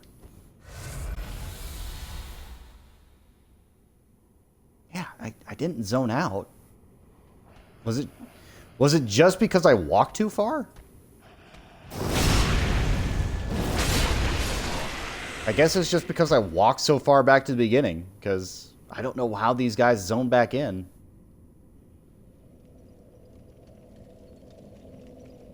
No. See, even getting summoned out, that doesn't cause them to come back to life.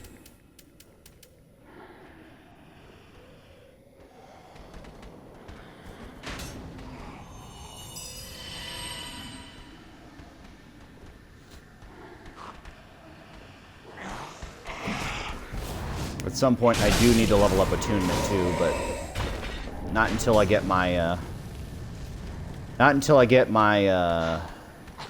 my faith and my strength back up to where I need it to be, because I do want to use Morn's hammer.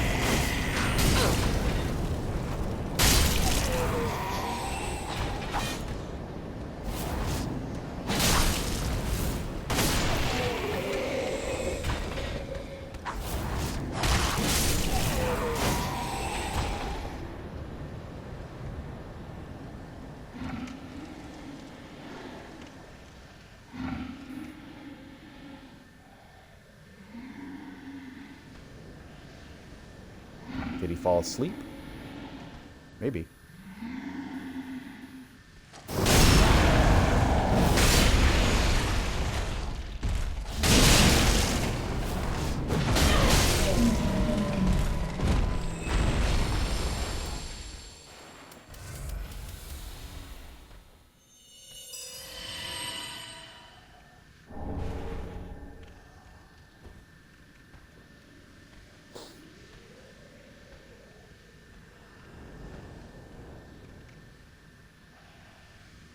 And this is probably one of my favorite paintings because it's this big ass guy with wings, which is clearly, it is so heavily taken from Berserk. It's not even funny.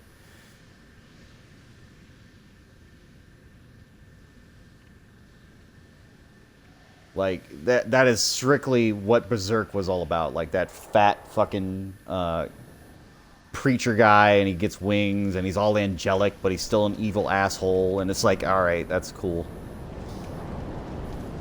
Be wary, ambush ahead.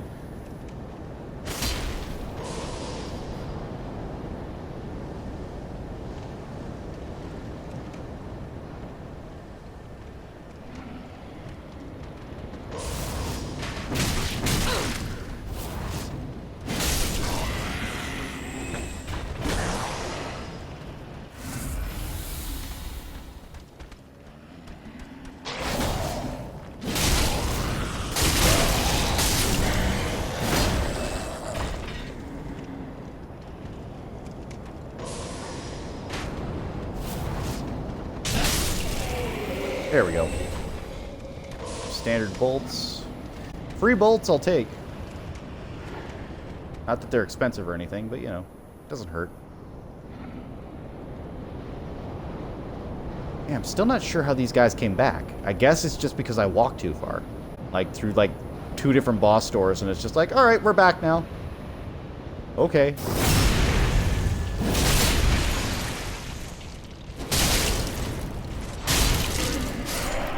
Anyway, so, I watched Godzilla Monster Planet the other day. Not a bad film. It's not the best Godzilla film, for sure. But it's not a bad film. I do like that sci-fi element to it. But, yeah. I'm looking forward to part 2. I'll watch that film. And the ending was almost just poetic. It was poetic as hell, and I love it. At least for part 1.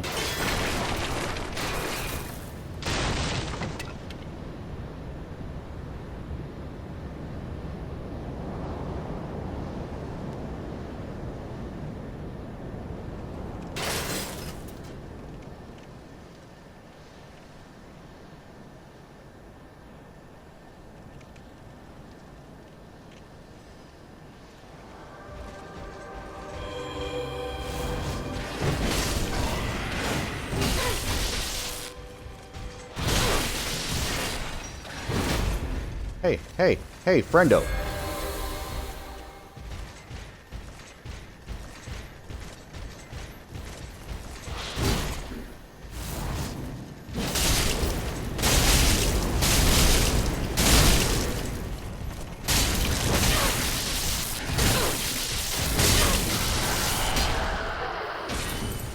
I will trade blows with you, bro.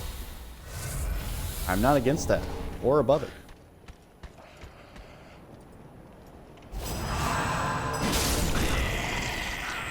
You giving me a buff? If you're not, I'm not letting you do it. I don't know if that's a revival spell or not, but if it is, nope.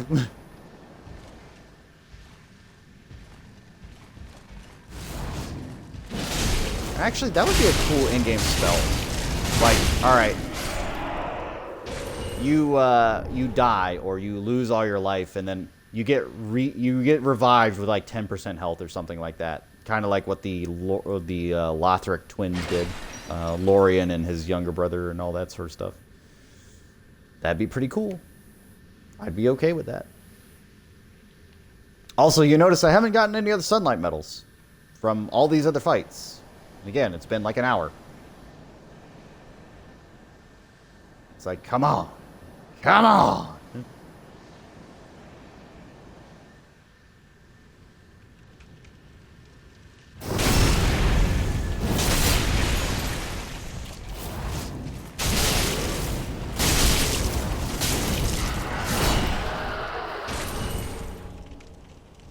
Another Lothric Knight Armor set. Well, I got my 200,000 souls, so that's at least 2 levels at least. Let me just make sure I'm not a liar. Nope, I didn't. Okay, cool.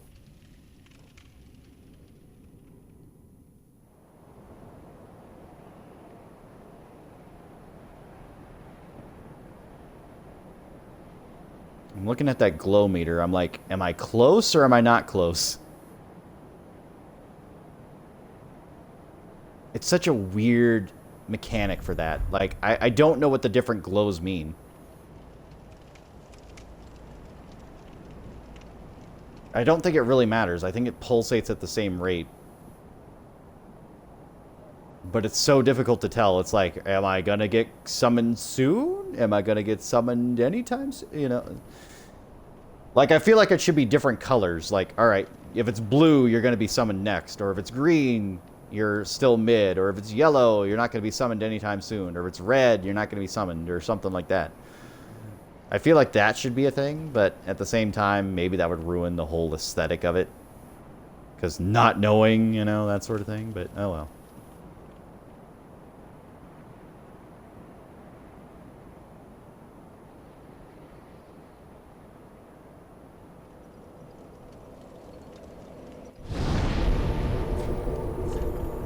So I can get 2 summons out of this, which is fine.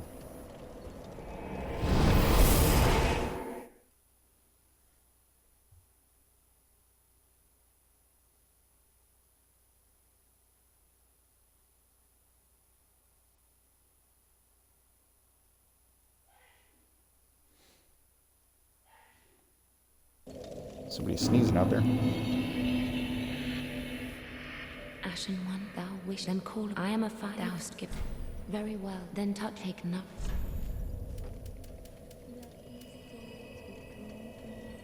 My faith needs to be 30. Oh! Oh! Alright.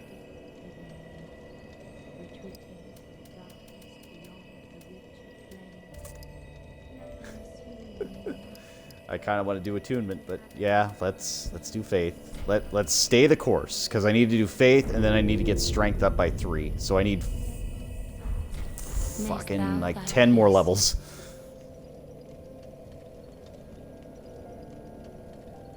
Oh, these high soul requirements, though.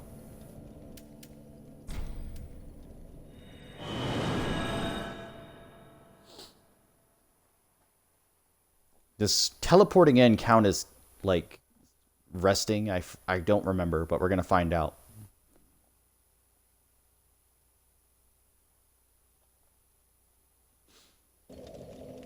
It does. Ah.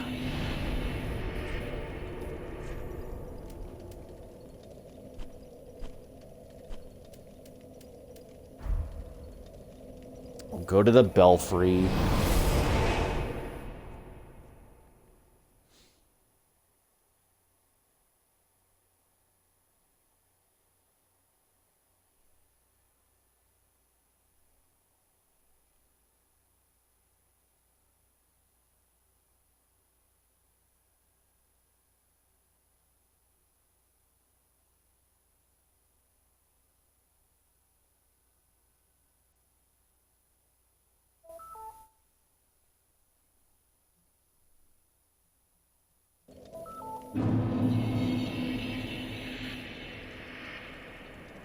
Thanks, Amazon, for looking into my search history. That's great.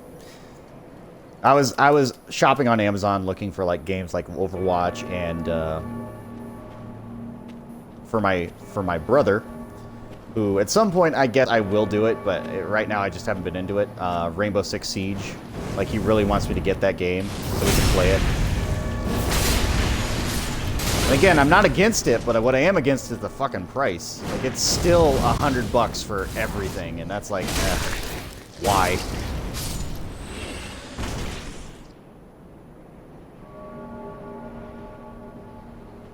Come at me, bro.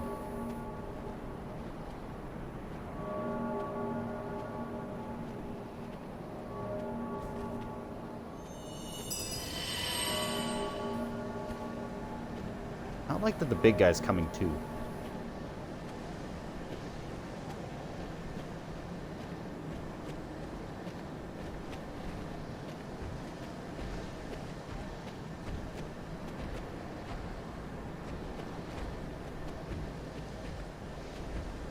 I really don't want to trigger both of them attacking me at the same time.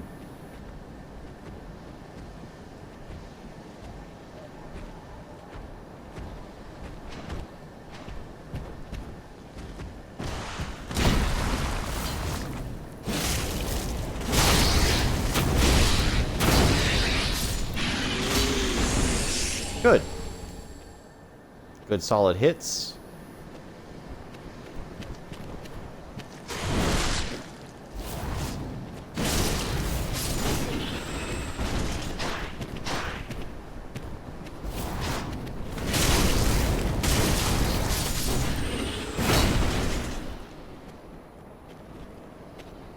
Oh shit, there's the big guy.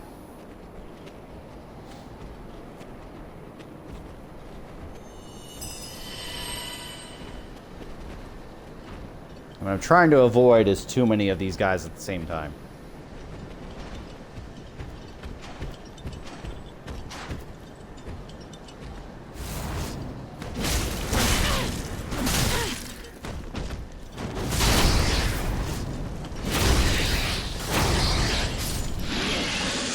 Good.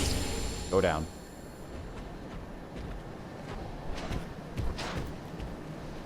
Shit.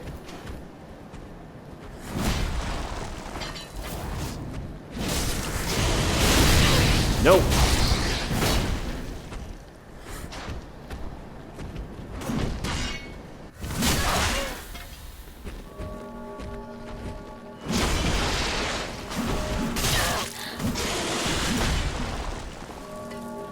done? Nope.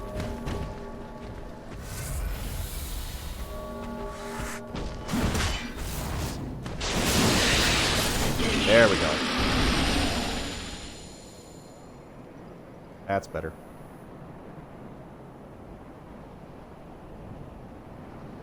So these enemies are interesting because they still retain such high damage output. Even this late in the game, after the DLC. Like, this is still an optional area, but wow, are they fucking pushing it.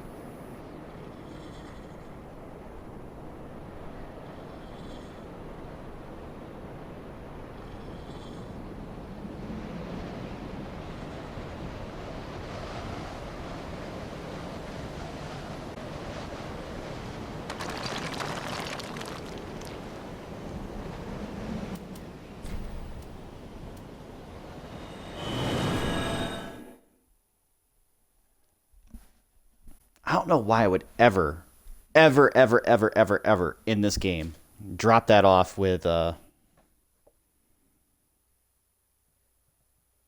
Pickle Pea.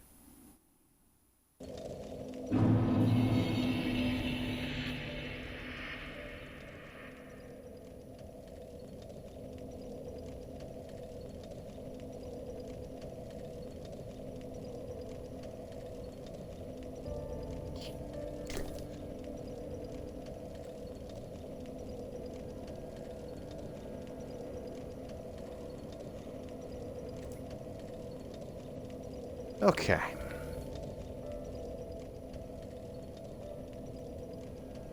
Ashen one, thou then call. I am a thou'st give. Very well, then take nourish. Take nourishment of these souls. Blah blah blah blah. So yes, do not follow my build scales, because whoo!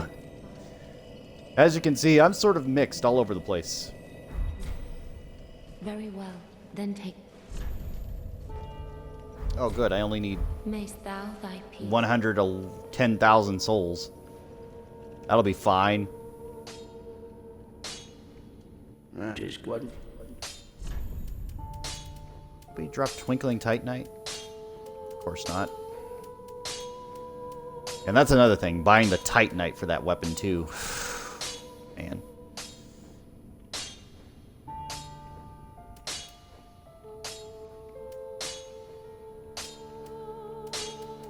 I mean, I might as well.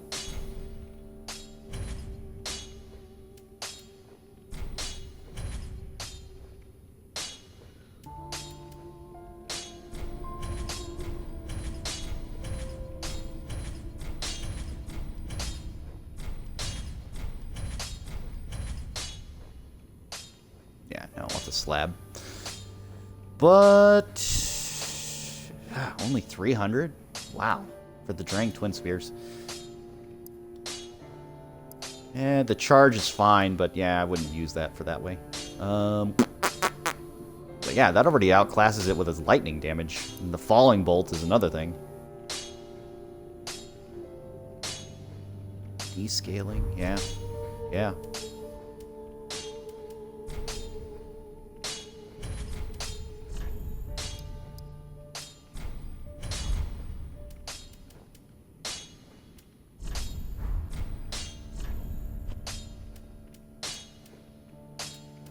Just looking at the shields.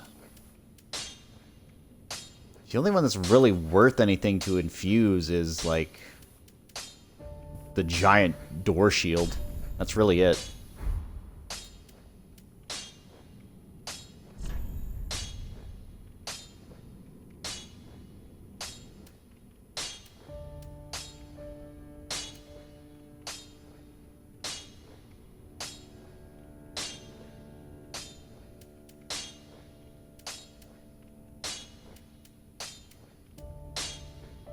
No.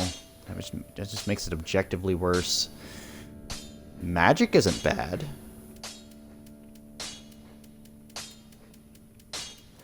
We'll level that up all the way, because I'm sure there's one that's just like, oh yeah, it also has A scaling with this. But, oh, see, Lightning Bone Wheel. Yeah, lightning does a lot of damage.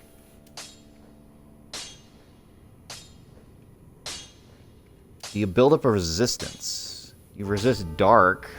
That's a little bit better, but does that matter? No, not really. And I stopped using shields early on, too, even though the curse shield is great. Just because, for my build, like, I wanted heavy armor, heavy shield, heavy weapon, but that doesn't really work well for that.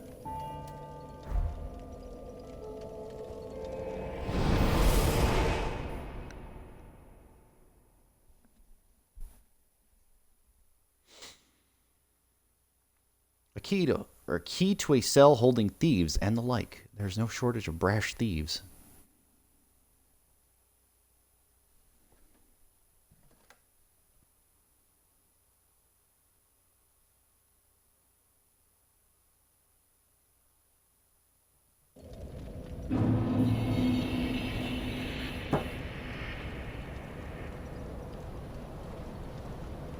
He's still in here?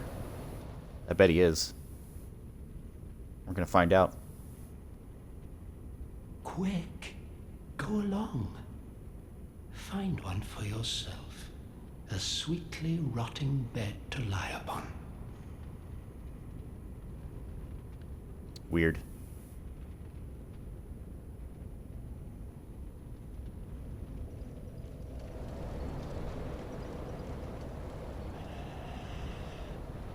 It'll make someone a goodly home.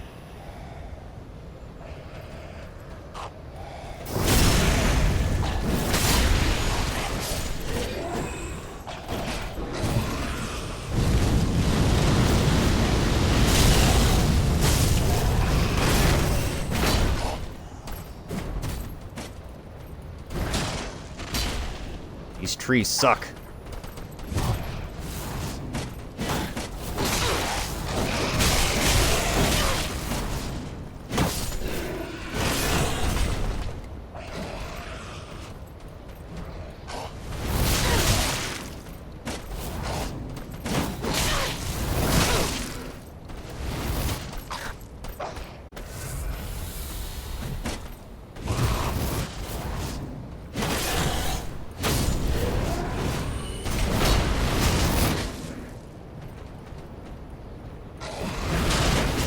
Hey there, spear boys.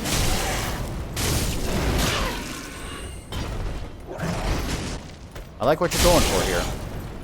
But if you could stop, that'd be cool.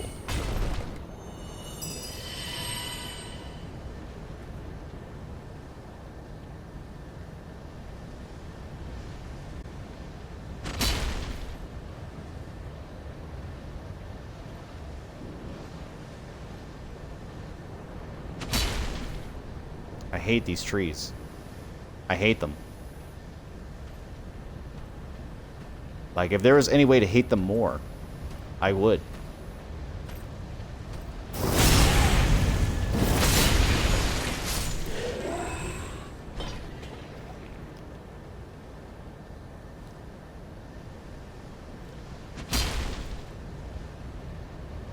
I don't like them.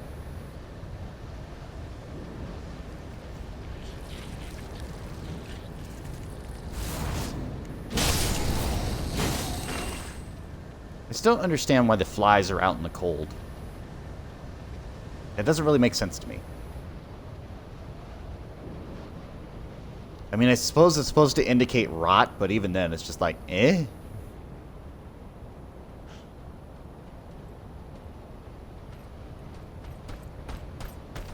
Fucking tree.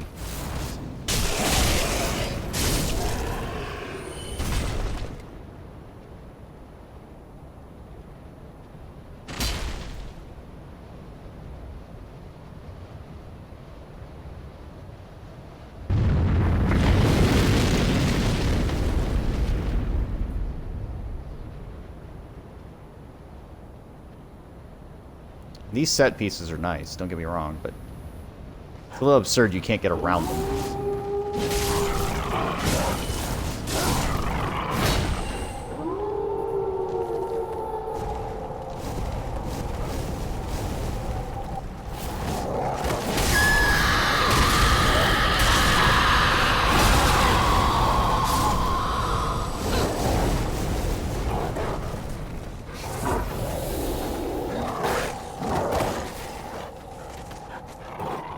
Kind of forgot how those fire mechanics work, but I'm glad I figured it out.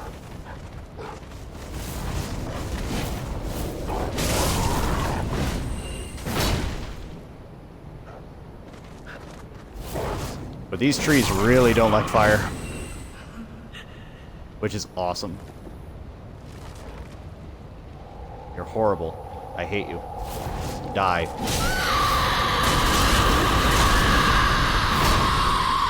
The really dumb part about that is they use fire magic, right? They use fire, but they hate it.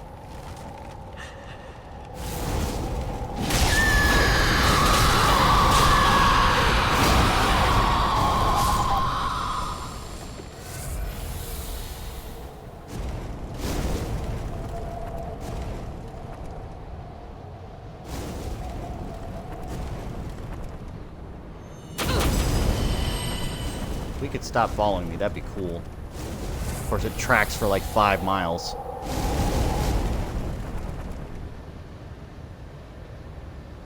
Yeah, so fluttering in the wind is your first indication they are not trees.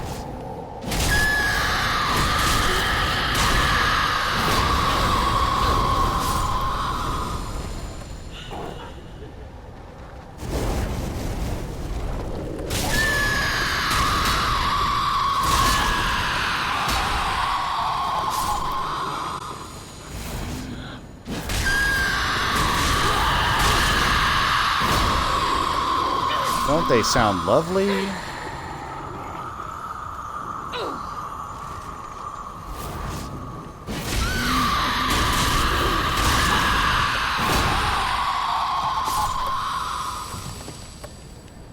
Then all the trees burned because they're terrifying. Much like their spiderkin, which I could care less about.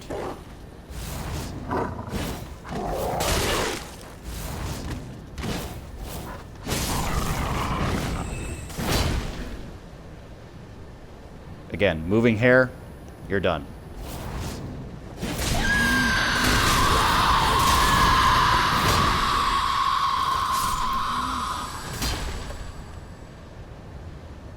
Like, why are there trees that just naturally look like that in this world? Who does that? Who fucking does that?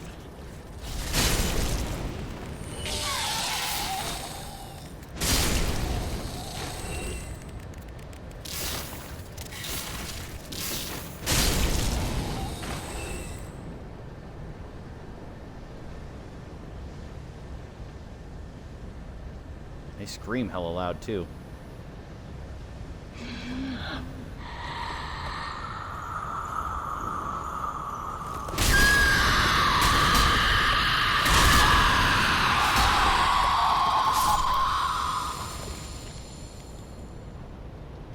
This one with limp noodle hair.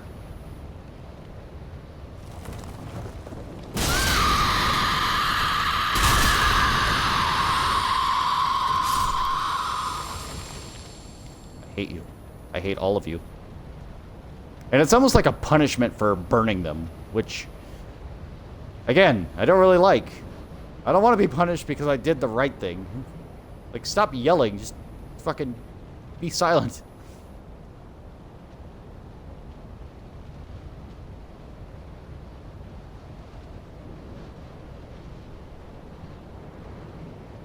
Have I ever been down here? I guess I have. I just always took the other way, I guess. No, this is the way I needed to go. Weird. Because this is where the bridge is, right? So, I guess that makes sense. Bridge is still here, yeah. Ah, comfort. Dead end ahead. Well, it could be. If they attack anyway. Well, let's test that theory. Hopefully they don't cut the bridge. Because if they do, this is going to suck.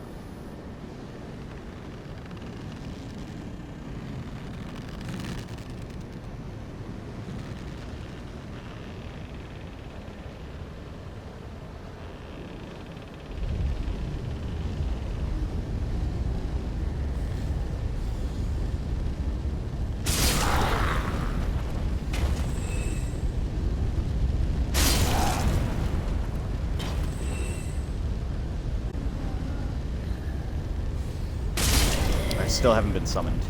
Like, I just want to be summoned. Why is the Dark Moon Covenant so difficult? Why are you so difficult, Dark Moon Covenant? Why are you doing this to me?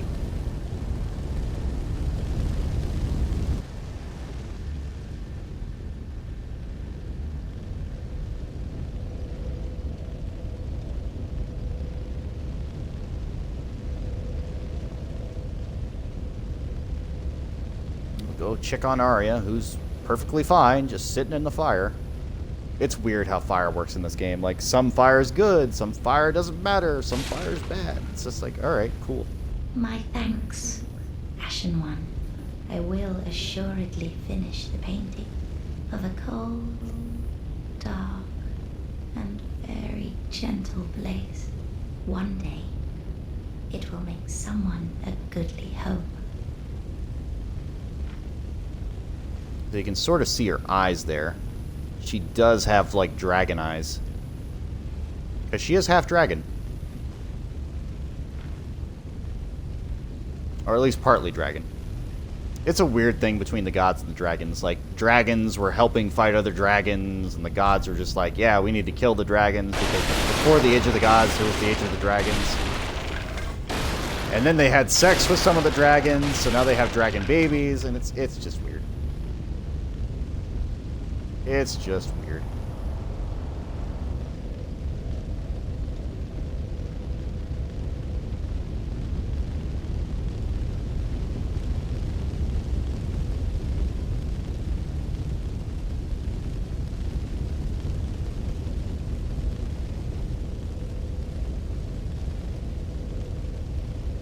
She's just taking her time with that painting, though. Still no paint.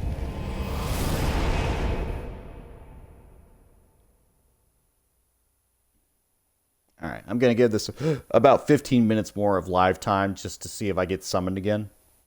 Because I really do want to have at least one more summoning. But this is basically what I've been trying to do to get the Covenants leveled up.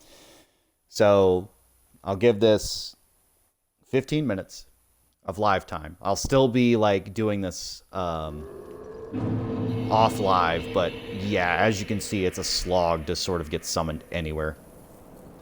Oh, she died. Old woman's ashes.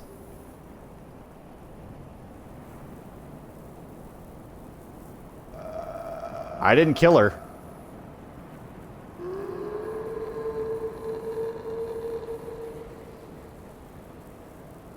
Oh boy.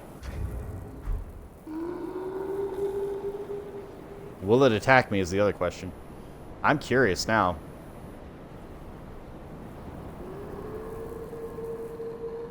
She just straight up died.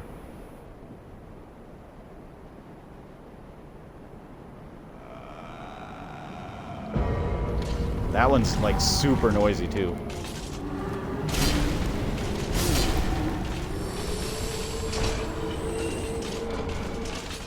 Ooh, a deep gem.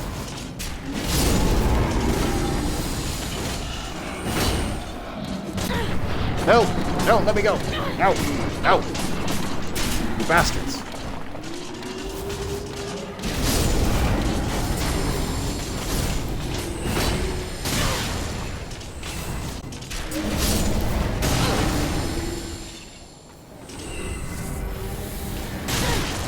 Ow.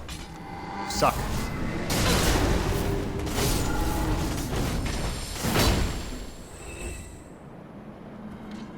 But yeah, that particular angel doesn't appear unless she dies.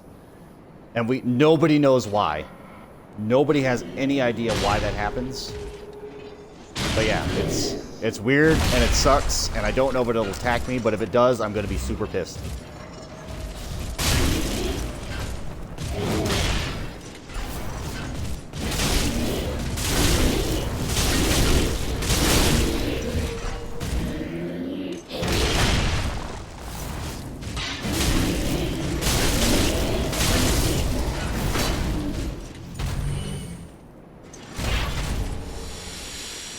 I did get some new sets of ashes. I don't know why she died, though, because I didn't kill her.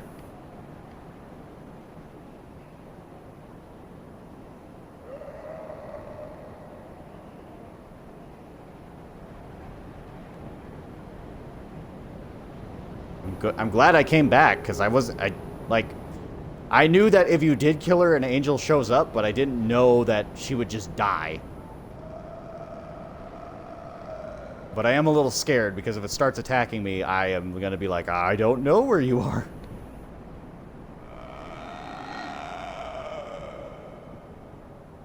You suck.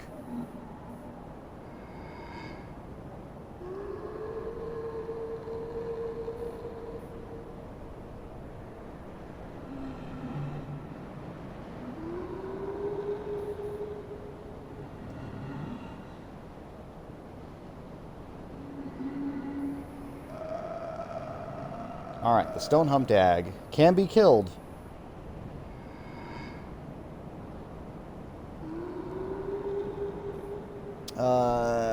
Five embers, rested coins unlimited, weak to fire damage.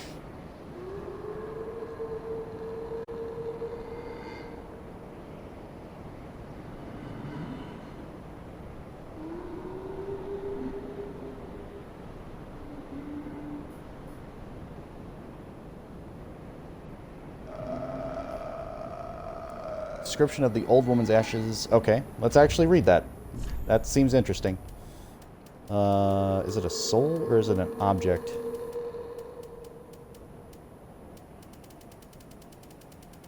I feel like it's a key item. Umbral ash of the old stone humped woman. With this, the shrine handmaid will prepare new items. Things have dreadfully run their course. Accrue at a great dreg heap. This old woman was once the wet nurse of royalty.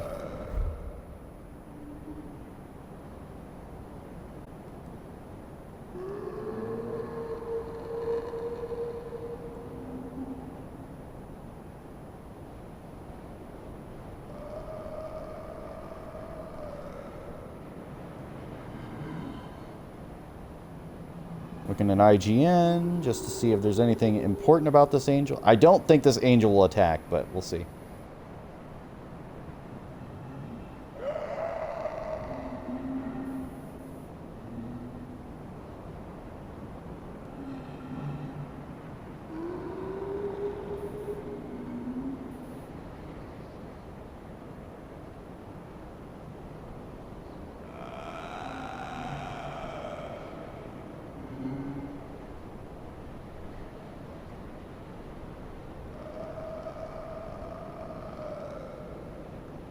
Yeah. So let's see here. We're gonna test something out. Not that I'm sure it's gonna work, but we're gonna try it.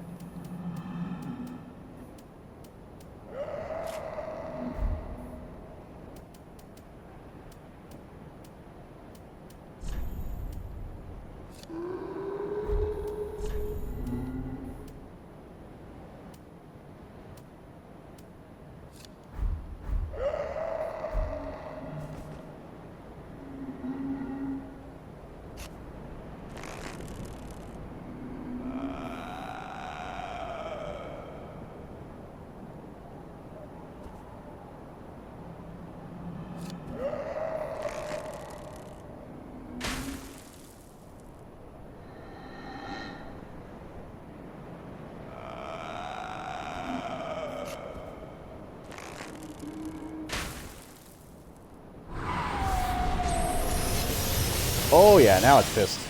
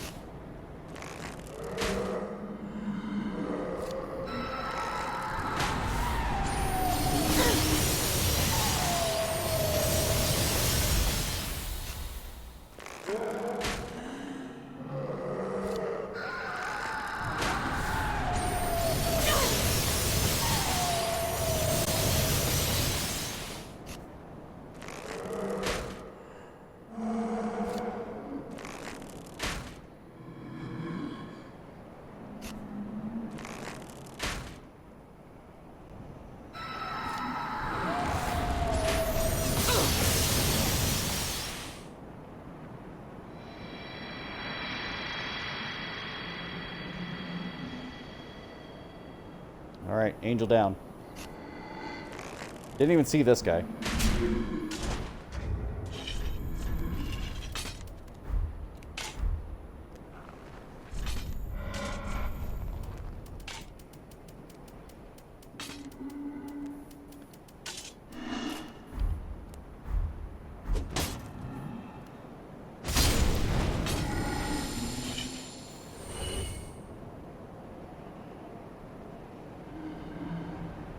And the good news is I killed it. The bad news is I don't know if it drops anything. I don't know if it has a worm anywhere.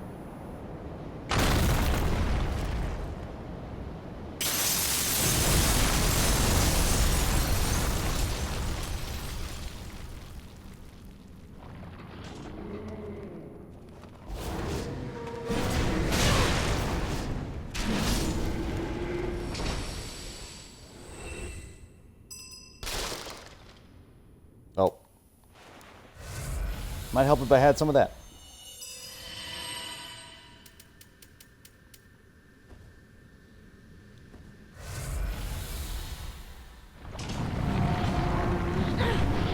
No! Hey! Hey! Hey! Hey!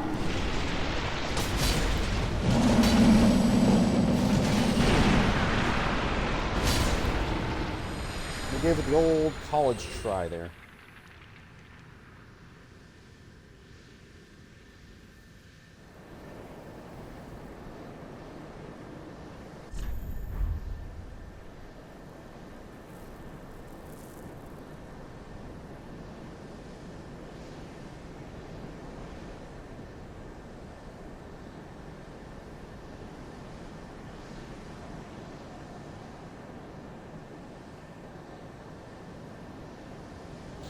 Oh, man.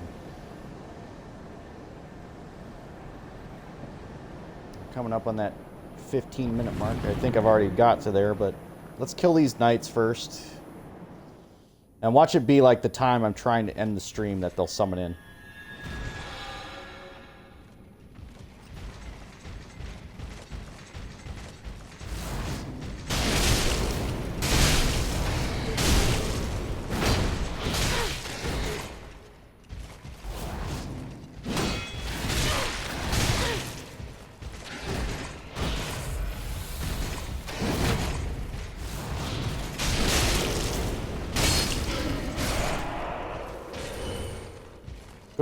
Good swing, bait.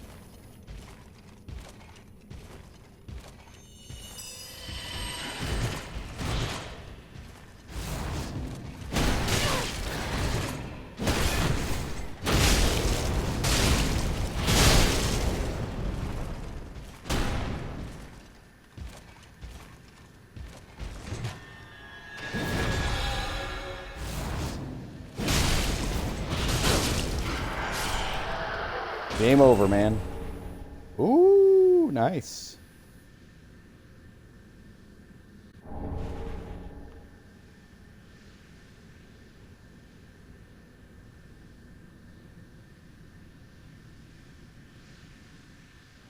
I got 3 drops from one guy. That wasn't too bad.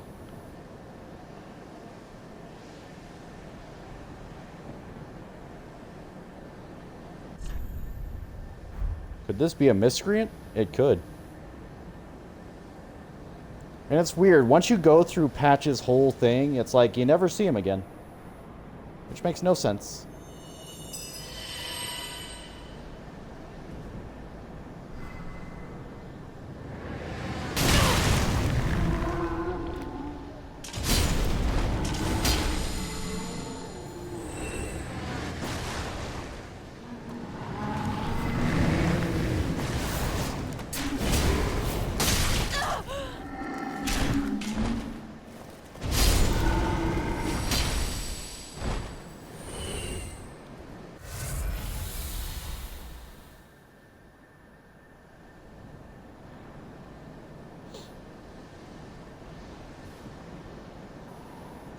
Having a good time, having a good time.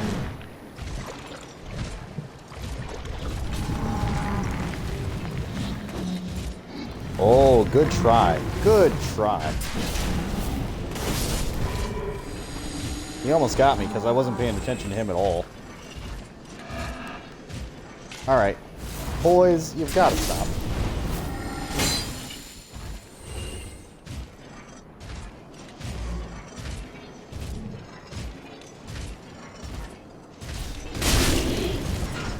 Well, that was a failure.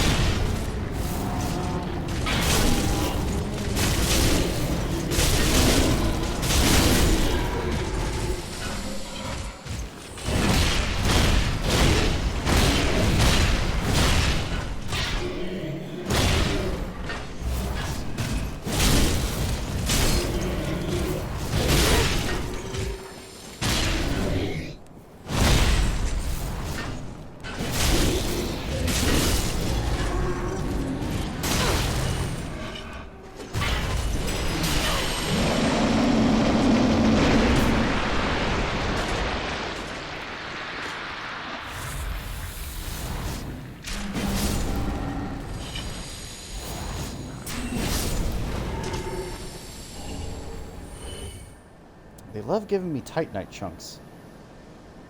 Like, if I get to get some twinkling or something like that, that'd be pretty good. But no.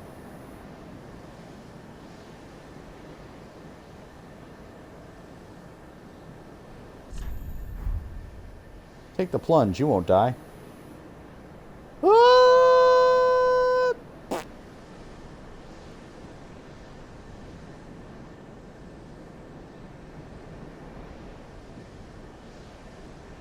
Wait, what's that? Has that always been there?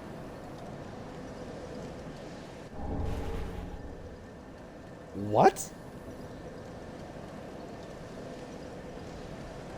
Just a random Zeegbrow.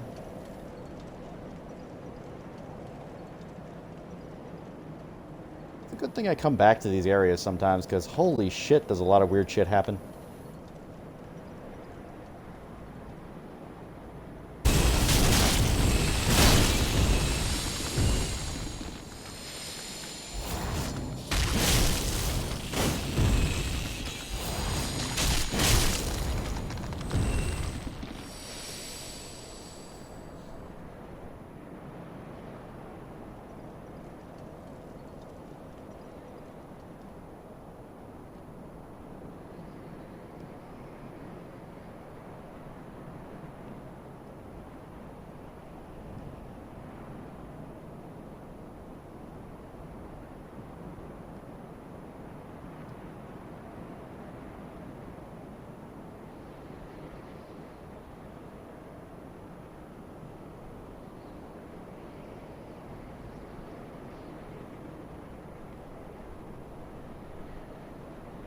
At least the fire's consistent up in the sky.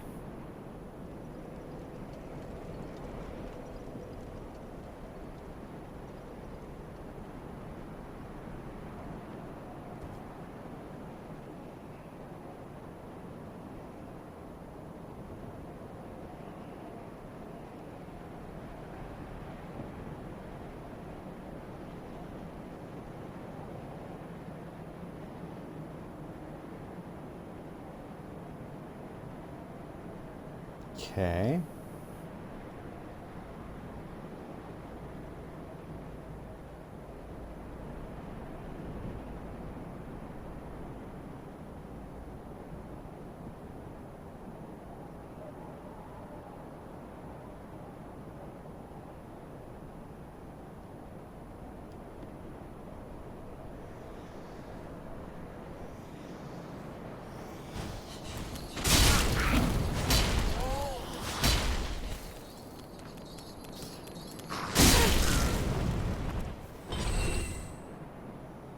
You're dead, yeah.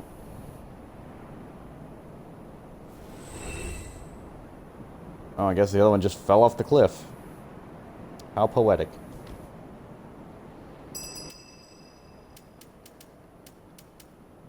Nothing.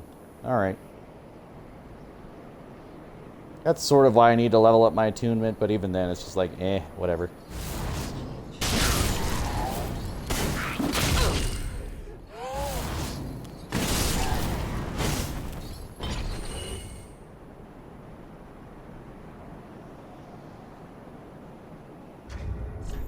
Actually, was there a ring that reduces FP consumption? Oh, recovers FP from critical attacks.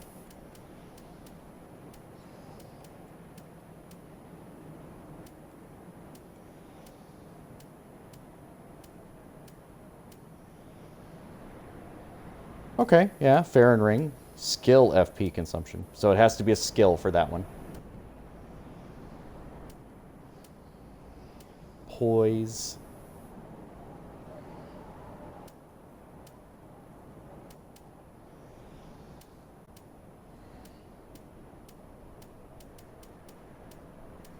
Big poise for big boys.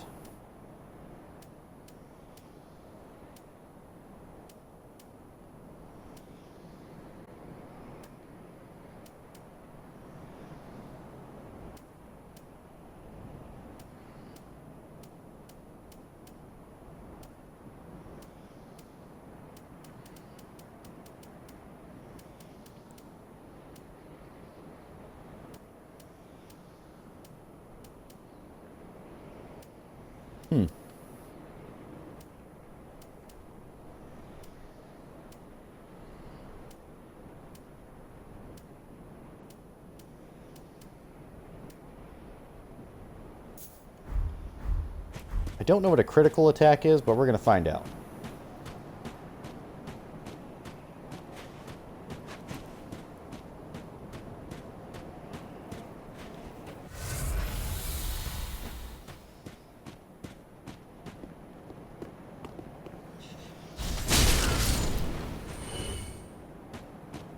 I think it's like counters and back attacks and that sort of thing, but I don't know.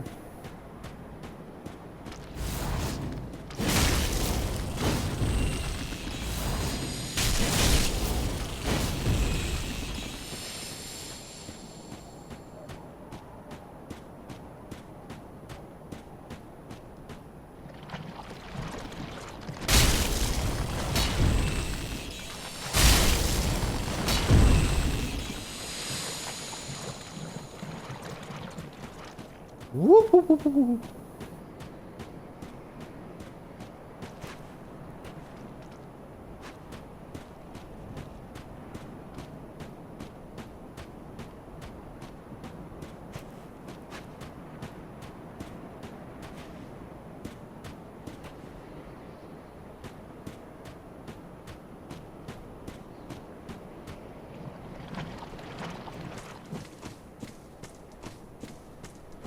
I'm not impatient. You're impatient.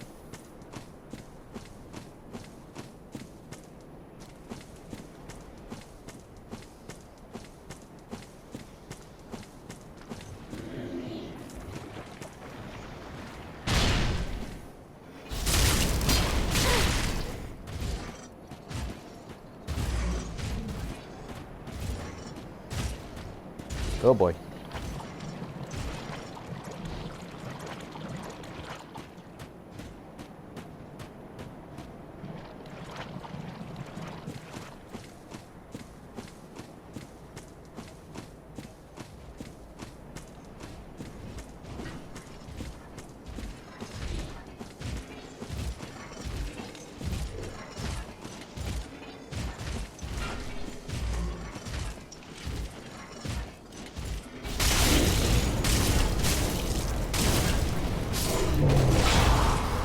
Okay, so that's a critical attack, yeah.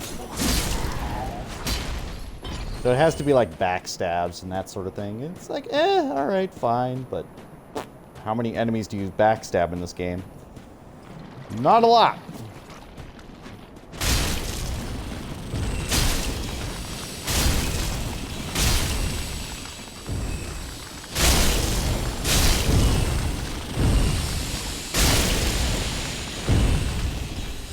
So for this case, it seems to make more sense to use something else.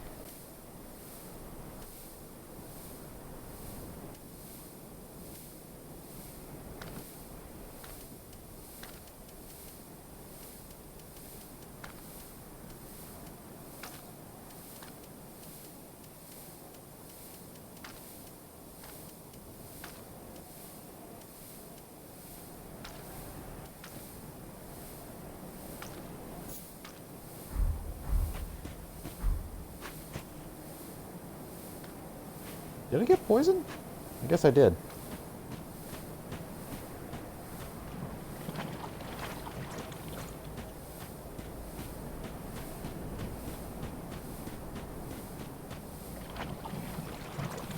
Since I'm poisoned anyway. Oh, that's a nice little jump.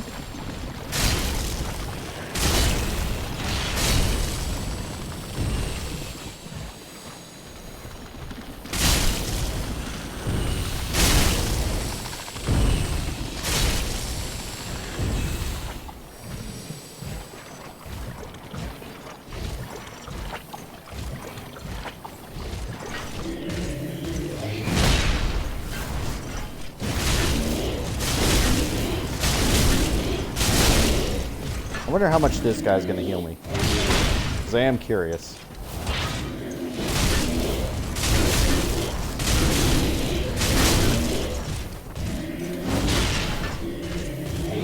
And the backswing and the jump.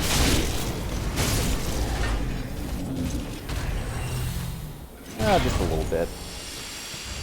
But it's not bad. Like, yeah.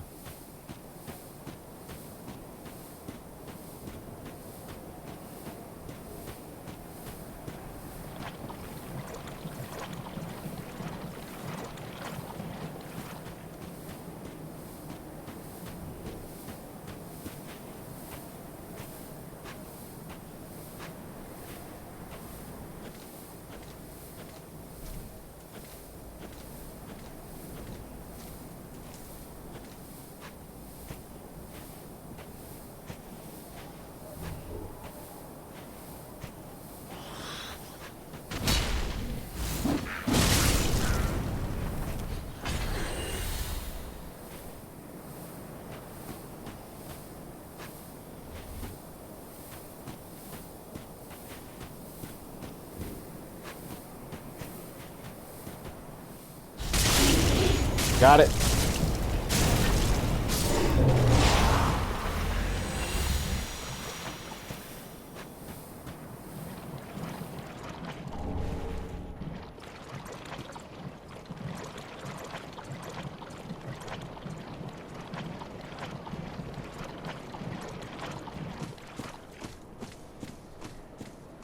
Pretty much mitigated everything I wanted to do there. I'm also trying to see if there's like enemies,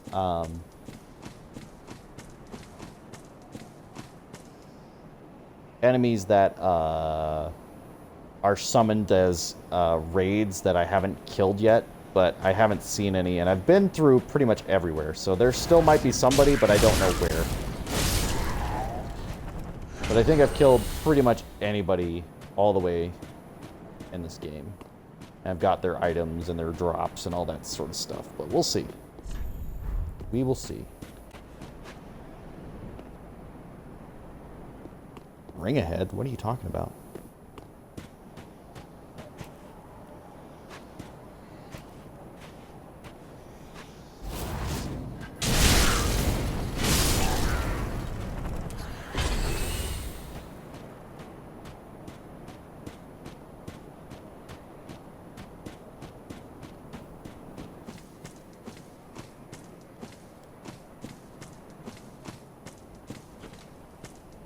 I guess I could drop into the demon pit.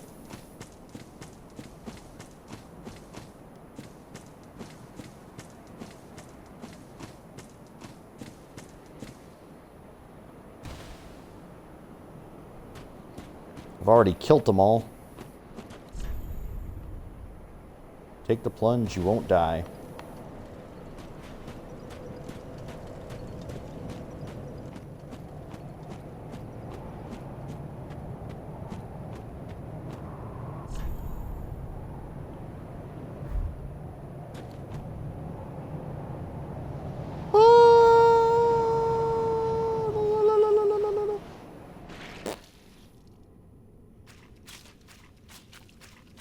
And it's weird why that doesn't kill me, because this should not be as spongy as anything else. That should have just objectively just destroyed me. But it didn't.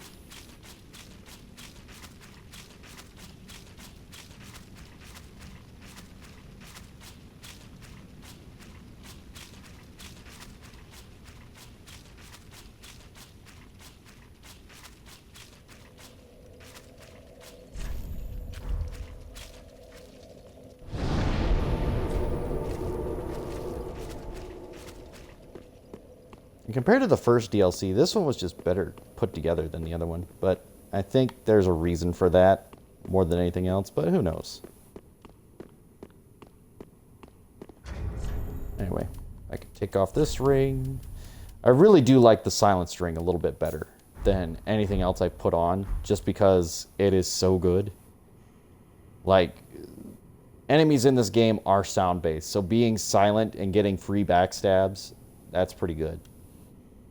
Plus, I suppose if you wanted to use the critical rings, you could walk up behind all your enemies and just be like, yep, here we go. I wish it triggered the cutscene again, because that's cool. But I think it's just like, yep. Oh, nope, it does. Okay, that's cool.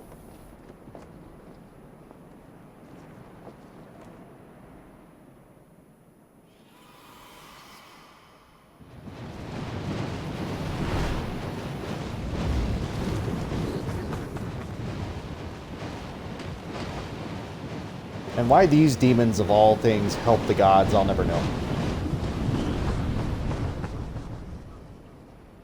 Because there's basically 3 factions in this world currently. That's the gods, humanity, and the dark. And then there's chaos, which is born because of a mistake versus anything else. So chaos is the demons and everything else, but they don't really need to exist. But some of the chaos factions actually joined the gods and were converted. Just like humans were fighting for the gods, and they're trying to link the fire because they don't know any better, and the dark. It's basically who believes who and why, and for what reason. Which is why the dark, I believe in my case, is just objectively better, because I'm going to fight for humanity versus a god. Like, I don't need more gods, and the gods are dead, so what does it matter? Yeah, so I didn't get summoned in, but this is all pretty much I wanted to discuss today. I will keep trying to get my covenant leveled up, and once I do, then we'll probably try a easier covenant like the Fair and Great Wood and all that sort of stuff. But for right now, that's been the session. Sorry it wasn't as exciting as it could have been, but I do enjoy your viewership all the same, and I will see you all next time. Bye!